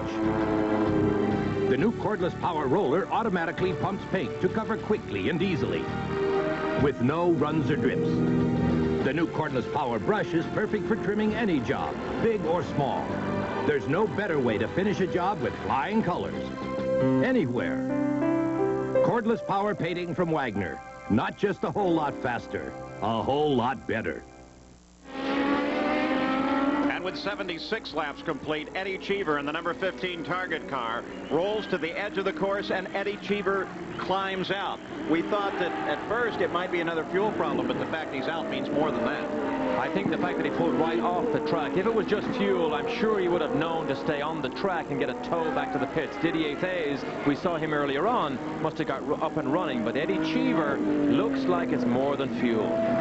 So Thays was able to get a pull back to the pits himself, and with a dash of fuel, he should be fine. You saw a glimpse there of not only a yellow flag, but a yellow flag with red diagonal stripes. That means that this corner they just passed through is very, very slick. Here's Sally Larson. And Rick Mears in the pits. They have 30 gallons of fuel left to put into the car. There goes the last drop. Rick Mears is off. And you could actually see it in the hose. There's just a little bit of fuel left, but you saw the bubbles of air going through. Now here is Mario Andretti. He runs in 2nd. You saw his pit stop, but now Jerry Punch reports that they did not get all of the fuel into this car. There is still a half a gallon of fuel left in the fuel hose. Derek Daly, that could make the difference. That could make the difference right here. We saw half a gallon make the difference when Michael lost the race on Father's Day that you alluded to earlier on. We'll have to watch and wait and see. Teo Fabi, the Foster's Quaker State Porsche, makes his stop and rolls back into the action. Fabi is running in 7th place right now. Comes back up to speed. Eddie Cheever now afoot for the first time in the day. Walks back in the Oregon sun. What continues to be an absolutely beautiful day. The CART IndyCars have an enviable record of great races. As we take a look at the race summary now, Michael Andretti out in front. Dominated this race. Picked up the extra point for leading the most laps so far, a point that by the end of this season could be absolutely critical. Danny Sullivan, of course, got the point for being the pole sitter of this event, and there's still 8 cars on the lead lap. Those cars out of the race thus far: Brayton, Groff, Dobson, Scott Goodyear. So attrition not a factor. As Hiro Matsushita gives way, Andretti comes fast. Michael has to be very safe, very careful now in traffic, because it's so easy to misjudge when you're lapping back markers, particularly when there's rookies in the field, because you're not sure whether they see you, and you've never raced before with them, as we see Mario go inside Matsushita. So you've got to give the rookies plenty of room, because you never know whether they see you or not. On board Matsushita. Tonight at 8 o'clock Eastern, live here on ESPN, Cincinnati's new Big Red Machine faces the Dodgers. So far this season, the Dodgers have been sparked by off-season acquisitions that should definitely help. That's live tonight, 8 p.m. Eastern, here on ESPN. Matsushita works makes his way around the course. Again, another one of the older, the analog dashes. 79 laps are complete. We're running down to what should be a spectacular finish here in the CART Budweiser G.I. Joe's 200. To show how Firestone Firehawk tires perform, we occasionally take some of them for a little weekend drive. At the toughest tracks across the country, we put our Firestone Firehawk street performance tires, including the same SB radials you can buy, to the test in racing. Over 1 million miles now, and still counting. Firestone, tires that meet the test. Great weekend. Sure went fast. Ladies and gentlemen, the Doors. I love the Wiser bolt, just look and see. It's a doorknob, it's a deadbolt, it's extra security. No new hole to drill, so easy to install. Replace your old knob with Wiser bolt, baby, it won't hurt at all. Wiser Bolt from Wiser Lock, the world's only entrance lock with a built-in security deadbolt. To find out how you can get a $5 to $50 check back, just call 1-800-458-LOCK, your nearest Wiser Bolt dealer. We tested STP oil treatment under the worst possible conditions. In the taxi cabs in New York City. The result? Engine lift to wear was reduced by up to 50%. And now there's an STP for your newer car, too. We're back at the Budweiser G.I. Joe's 200. Michael Andretti still leads, chased by his father, Mario, just 2.2 seconds back. Then Al Unser Jr. sits in third place. Danny Sullivan is now beginning to close on little Al and worry him. Rick Mears runs in fifth place. In sixth is Ari Leindyke. Teo Fabi is seventh. Roberto Guerrero is now up and running in eighth place. A good ride for the Alpha-powered machine. A.J. Foyt is ninth. And Emerson Fittipaldi has worked his way from last up into 10th place. Let's go to the pits, Jerry Punch. There was concern a little bit ago when Mario Andretti made his pit stop that they may have tried, in their haste to get out along beside Michael, they may have hurried up and possibly left at least a half a gallon of fuel in the hose. Well, they think they may have gotten the car full. That's the bad news, that they may have left some fuel in the hose. The good news is that they had about a lap 0.5, 1.7 laps buffer because of the 5 yellow caution laps earlier in the day. They feel they can make it the rest of the way, at least if their calculations are correct. They're going to roll the dice. Paul? I guess that's a very, very big if, because calculating fuel on a circuit like this can sometimes be incredibly difficult. And the people with the advantage on that kind of calculation, as we watch this fight between Al Unser Jr. and Danny Sullivan, a fight for third place, is that Penske car, the number 7 machine Danny Sullivan wields around here, has a telemetry link with his pits. They know exactly what his fuel consumption is there. That's true of all the Penske cars. It is also true of the Porsche cars.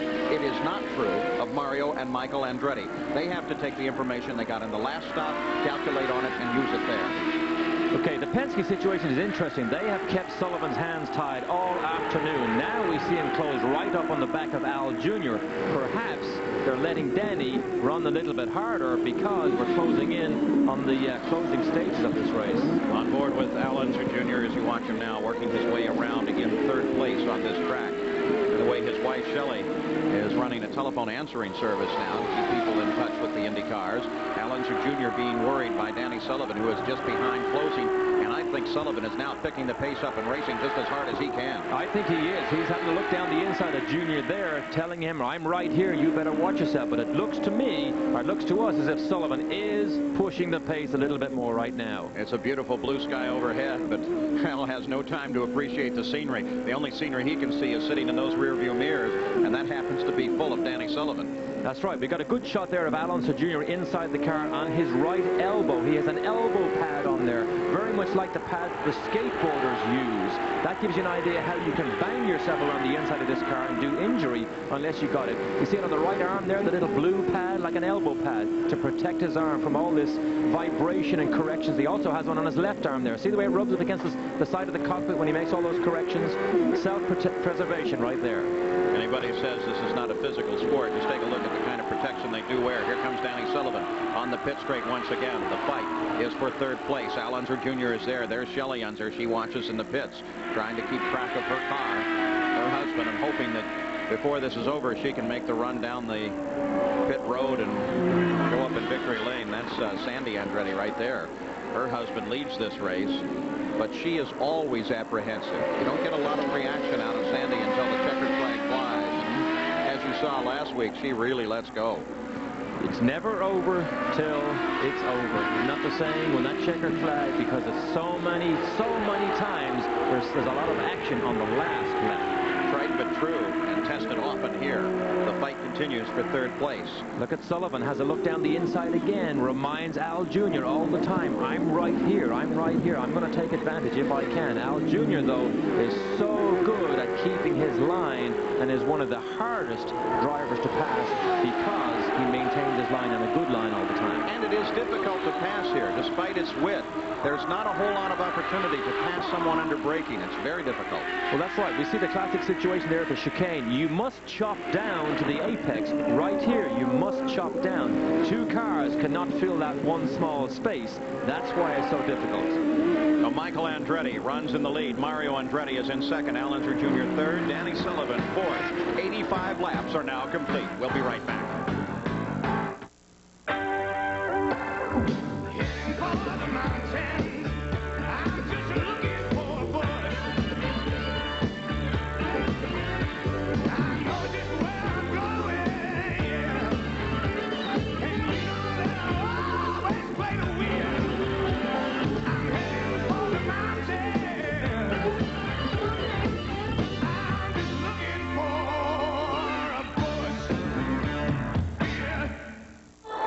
Normally, introducing a new performance car would mean showing it here sweeping through curves, or here accelerating to breathtaking speeds, or here deftly negotiating the pylons. But when the new car is an Alfa Romeo, all that goes pretty much without saying. The new 164 high-performance luxury sedan from the legendary mark of high performance. With third place, Al Unser Jr. Now you notice just over the top of his steering wheel a yellow light. It occasionally flickers on. Don't make the mistake of thinking that that is a low fuel indicator light. It's an oil pressure light. From time to time we see it flicker throughout this race. Usually when he's soft pedaling through some of the corners, it doesn't appear to be a problem. That's right. These engines are set for the light to come on about 40 pounds. Anything below that, which is still fairly safe, the light flickers on just as an indicator that on off throttle positions, the oil pressure is just below that 40 pounds. Looking back now for the 8th running car, and there it is, the number 20 machine. The Miller Genuine Draft car of Roberto Carrera. Alpha Power here. Another one of the teams, the Patrick Racing International, has reportedly ordered a new Lola, which should be in shortly, and they will shift away from this March chassis that they're currently using. That's right. This is very much one of the development programs going on throughout this season. Alfa Romeo, this new car built by March just for this Alfa Romeo package, they're not that happy with it. They feel it's a little bit heavy. They're not quite sure whether it's good enough or not. Hence the purchase of the new Lola, because that's a proven entity. They will then do a back-to-back between both cars and decide what's the best way for this development program to proceed. The Indy cars of CART with Michael Andretti leading the field here, running through a series of road races now. They go from here in 2 weeks on the 8th of July to the Burt Lakefront Airport in Cleveland. On to Toronto. Don't come back to ovals until the Michigan 500 in August. Let's go to the pits once again. Here's Sally Larkin. Well, Jerry Punch mentioned a little earlier that Mario Andretti had some fuel left in his hose. So did Danny Sullivan. He had about a gallon left, and he came into the pits about a lap earlier than they wanted him to. But the Penske team is not worried. They say that he has enough fuel to make it all the way. We'll have to wait and see. And, of course, we mentioned that they are getting direct telemetry data from that car, so they know what the fuel consumption is. And if they're telling the truth, which all teams don't always do, then Danny Sullivan, they're reporting, is okay. Of course, what that telemetry means is there is actually a television screen in Danny Sullivan's pit, which is actually displaying at all times, every lap, the revs he's using, his throttle position, all his temperatures, and most importantly, the fuel that he has used. Danny Sullivan chases Al Unser Jr. for third place. We already mentioned how difficult this course can be to pass on. It is one of the questions that we asked Danny Sullivan earlier. I think except for probably Michigan, passing is difficult everywhere when you're running with the fast guys. But but it can be a problem here even in the slower traffic, and not always their fault because there's just nowhere sometimes to get out of the way. I mean, in certain places it's just like, hey, I'd love to move over for you, but I got nowhere to go. Right now, Danny Sullivan chases Al Unser Jr. in a battle for third place. It's still a family feud at the front of the field. Michael Andretti with Mario Andretti sitting 2.3 seconds back. Behind Sullivan, it's his teammate Rick Mears. There is Raul Boisel, who has struggled throughout this day in the True Sports car. Another development project on here as we watch Al Unser Jr. and Sullivan, but I mentioned the development project at True Sports. They will design and build their own car next year, but this year they're testing things like the suspension on this Lola to learn before they actually put it on their new car. Emerson Fittipaldi and A.J. Foyt. This is a battle between two absolute grand champions. A.J. Foyt is 9th. Fittipaldi runs in 10th. And boy, look at Fittipaldi swing to the outside. What a pass that is. What a pass around the outside. I would have to say A.J. must be in some sort of a trouble because he has a Chevrolet engine in that car also. But Foyt never really has got comfortable on this track here at Portland. Maybe he hasn't done enough mileage here, but Foyt has not got to the comfort level I'm sure he would like on this track here this weekend. You saw the stats on Emerson Fittipaldi, who fell back to 24th place on the start with his trouble. Here comes Michael Andretti as he drops inside of A.J. Foyt. And Fittipaldi has been steadily battling his way up through the field, finally moving into the top 10, moving to 9th when he moved around Foyt. Of course, that is a points-paying position in 10th. They do give out points down to the top 12. So Fittipaldi, with the championship in mind, still wants to keep running despite his troubles because they are valuable points at the end of the year. Watching A.J. Foyt as Michael Andretti moved past. Now Mario has passed Foyt. And they continue to close on one another. They were up a bit closer, Michael and Mario, just a few moments ago. Now they drop back to a separation of 2.5 seconds. Now watch Michael. He's up on Emerson. So Michael has lapped everybody up to 11th place at the moment and looks very sure to actually put a lap on Emerson. So he would have lapped everybody up into the top 10. Moved out and around Randy Lewis in that number 12 AMP car, Frank Archero's car. Rick Mears runs in 5th. No contact with Arie Luyendyk, the 6th place runner. It's static down through the top 10. Teo Fabi in 7th, Roberto Guerrero in 8th. And Fittipaldi with that pass brings him up to 9th. A.J. Foyt is in 10th as Randy Lewis signals to Andretti, take the inside in this corner and move past me. That's good for a driver to do that because Mario knows that he can fully commit himself to that next right-hander, particularly when you're in a leading group of cars. You really need to make headway just absolutely as fast as you can through traffic. 92 laps are now complete, 104 laps the scheduled distance. The question is still fuel. Do all of these cars have enough fuel to make it to the finish? And if they don't, who can't? Michael Andretti is still the leader. We'll be back right after this. Victory Promotions, Inc. presents the One-on-One Collegiate Challenge. Find out who's the nation's top gun eligible for the professional draft.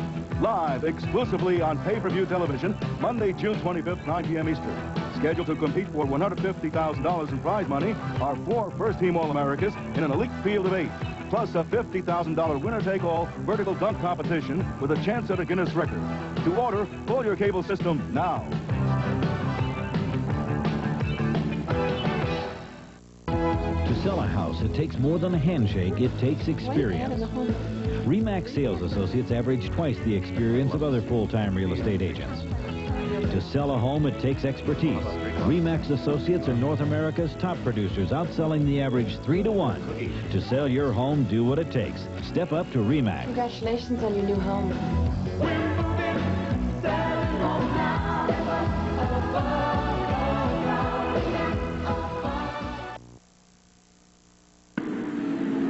Cars of CART are racing in the Budweiser G.I. Joe 200 here at Portland International Raceway. The closing laps now. I'm Paul Page with Derek Daly, Sally Larvick, and Jerry Punch. And Shelley Unser is really worried as she keeps track of the battle between her husband and Danny Sullivan. It is a fight for third place.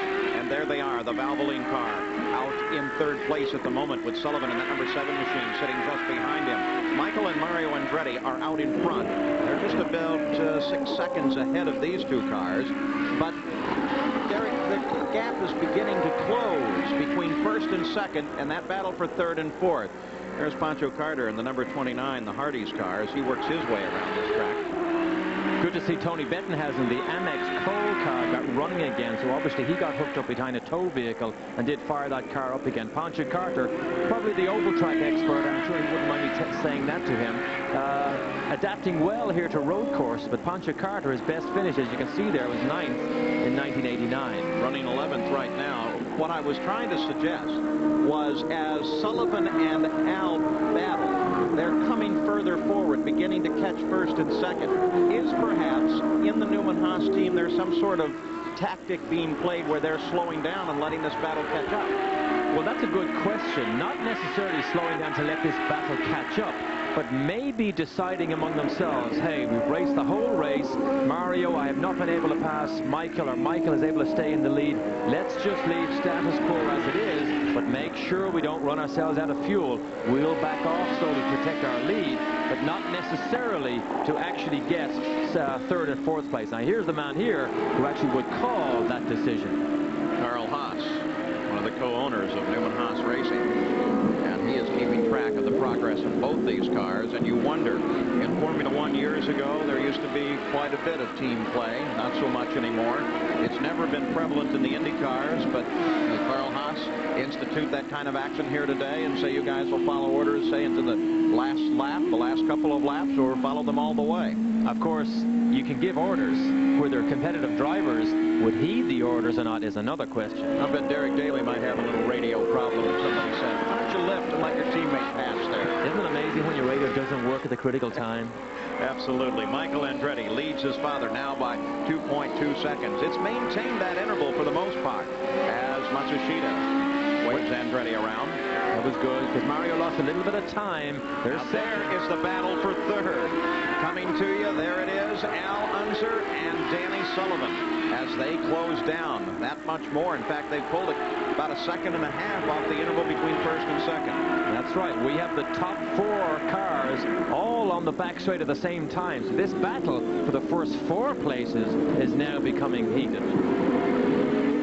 Danny Sullivan rides in 4th place, chasing Al Unser Jr. The finish is not that far away. The leader is Michael Andretti, but can he hold on? Does he have enough fuel? As does his father, Mario. We'll be back for the finish right after this. Before you hit the road, hit the one tire store that installs more kinds of tires on more cars than anyone else. Sears. And right now, Sears SuperGuard 40 all-season steel-belted radials with a 40,000-mile warranty are as low as $21.88. Installed in just 60 minutes on most cars. Check your Sears store for convenient 7-day-a-week service. For new tires, stop at Sears and stop with confidence. We tested STP oil treatment under the worst possible conditions. In the taxi cabs in New York City. The result? Engine lift to wear was reduced by up to 50%. And now there's an STP for your newer car, too. Treacherous turns at high speeds make it one of the most dangerous courses on the Formula One circuit. Find out who has the guts to get the glory at the Grand Prix of Mexico. Sunday at midnight Eastern on ESPN. Baseball's greatest plays happen every night on ESPN's Baseball Tonight. To the hole, Gallego with a fine play. Out! Around the third base is Evans. They've got a shot at the plate, but the throw is short, and the Red Sox take the lead. All season long, if it happens in baseball, you'll see it on Baseball Tonight, every night on ESPN.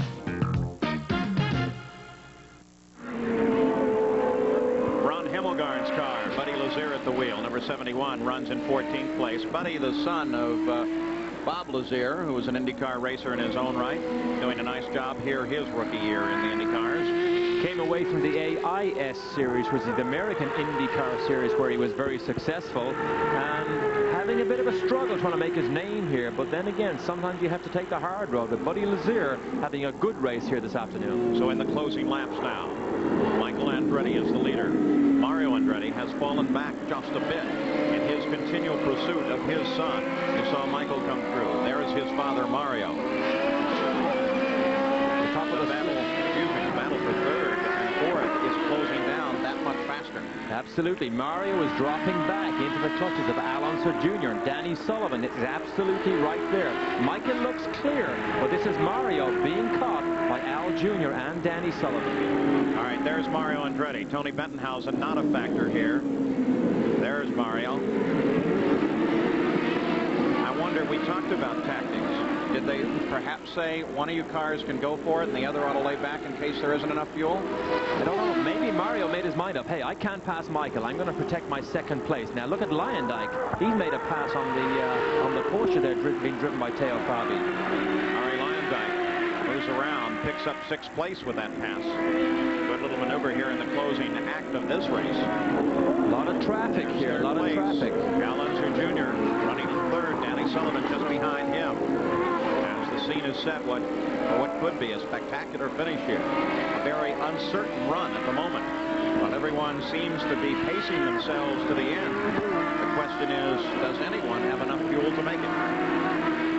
I think the yellow flag period earlier on took away a lot of that question mark, but you never ever know, particularly at Portland, because so many times we've seen the last couple of laps be ruined for some drivers because of lack of fuel. Sullivan sitting right behind Al Unser Jr. now. They work their way past Randy Lewis, and Sullivan is charging just as hard as he can.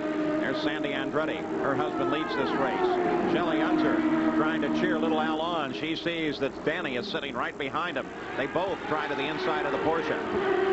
Now look what happens here. This is a difficult situation for Al Jr. trying to put lap traffic behind him. Doesn't always get away. Now Sullivan hopes to chop down the inside, and he gets away with it. So the battle continues here.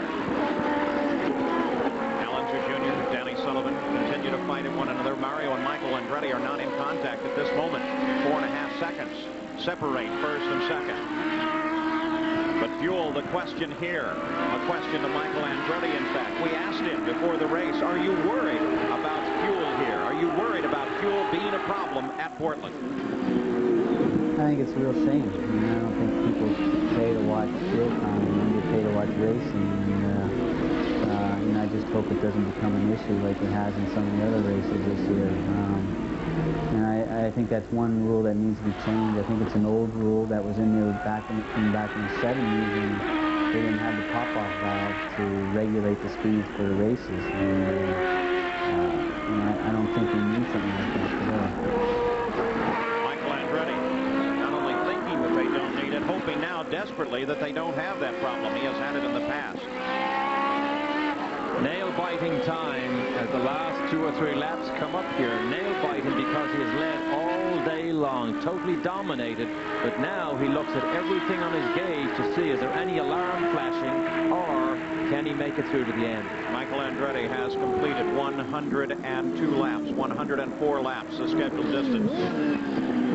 Okay, Michael just go through. Here's Mario. He is about 4 seconds behind, content to just stay in that 2nd place. Now remember, his pit will tell him exactly where Al Jr. is. Here's Al Jr. right here, but Mario knows exactly where Al Jr. is.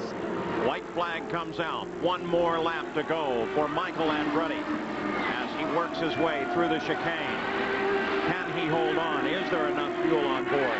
If he falters, can Mario close and get past? There is still a great deal of promise here at Portland. Michael Andretti, unchallenged at the moment, to just get a glimpse of his father running behind him. The battle, too, closing between Al Unser Jr. and Danny Sullivan. I can guarantee you now, Michael is just talking to himself and to his car inside his helmet, hoping he doesn't have a Milwaukee repeat of 2 races ago. Michael Andretti won 1 week ago on the streets of Detroit. Some say that he is driving finer than any other driver in the series and has been for some time, failed only by his equipment from time to time. So will Michael Andretti make it? He's on the home stretch now. The checkered flag in Nick Bonoro's hand lies just ahead. And there it is. Michael Andretti wins here at Portland. We watch the battle for 2nd coming to the line as well, as Michael Andretti has won and Al Unser Jr. is able to hold off Danny Sullivan in a charge for 3rd place. Mario Andretti finishes in 2nd. So the race is run, and Michael Andretti with back-to-back wins now. Jumped into the lead on the green flag, only gave the lead away to his father, and then only for a very, very short time. So it is the Haviland Kmart Lola, the Newman Haas entry, that wins here in the Budweiser G.I. Joe's 200. Mario Andretti Andretti comes home in the second place. Allenser Jr. unofficially is third, followed by Sullivan, Rick Mears, Ari Leindyke, Teo Fabi, Roberto Guerrero, Emerson Fittipaldi, and A.J. Foyt. When we set out to engineer the ultimate spark plug, we put in a lot of long hours. We utilized a lot of revolutionary thinking.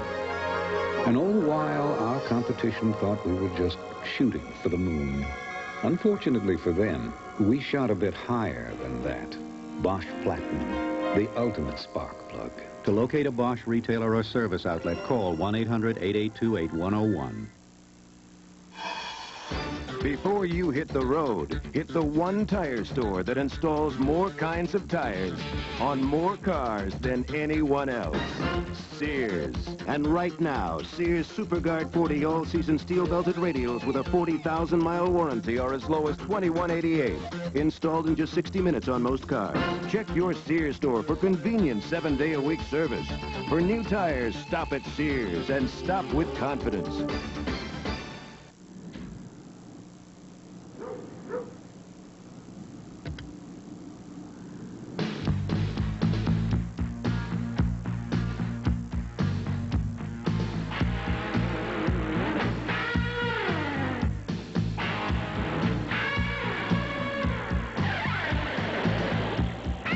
When you put a Pioneer 6-disc CD system in your car, you get a lot more out of your music. There's something new coming to you from Budweiser. And if the label turns your head, wait till you taste it. New Bud Dry. The first beer cold filtered for smooth draft taste and dry brewed for no aftertaste.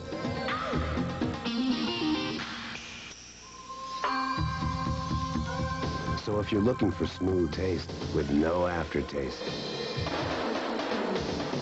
turn here. Try Bud Dry. Before you hit the road, hit the one tire store that installs more kinds of tires on more cars than anyone else. Sears. And right now, Sears SuperGuard 40 all-season steel-belted radials with a 40,000-mile warranty are as low as $21.88. Installed in just 60 minutes on most cars. Check your Sears store for convenient 7-day-a-week service.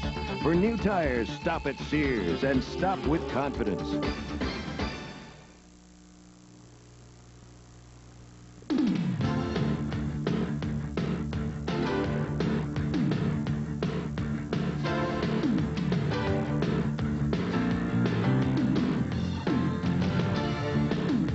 Budweiser G.I. Joe's 200 has been brought to you by Quaker State. The Big Q is one tough motor oil. By Pioneer. With a Pioneer car seating system, you'll get a whole lot more out of your music. Pioneer. And by New Bud Dry, the first beer cold filtered for smooth draft taste and dry brewed for no aftertaste.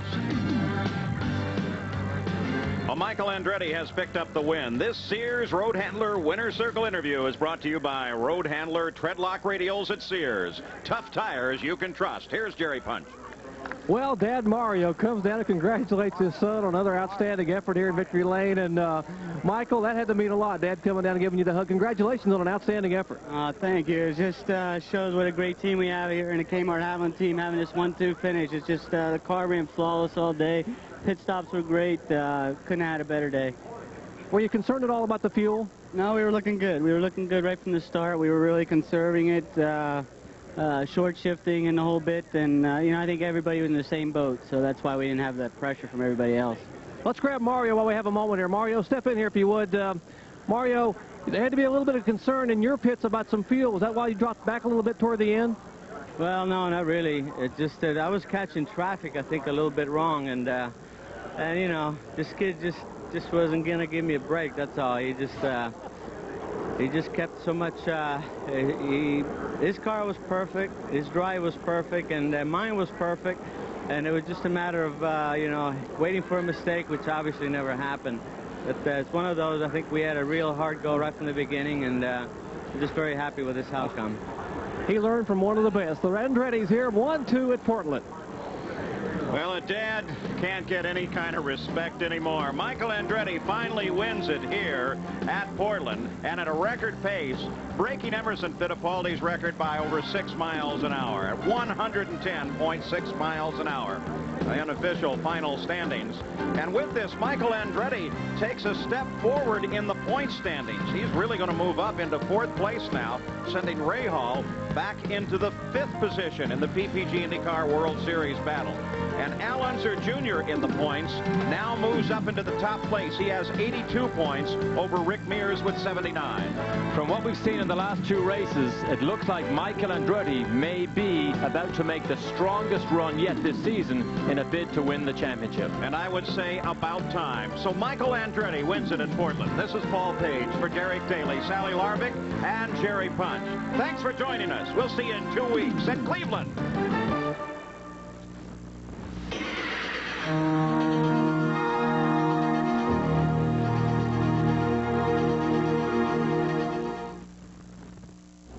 If you were really special, really someone, you drove an Alfa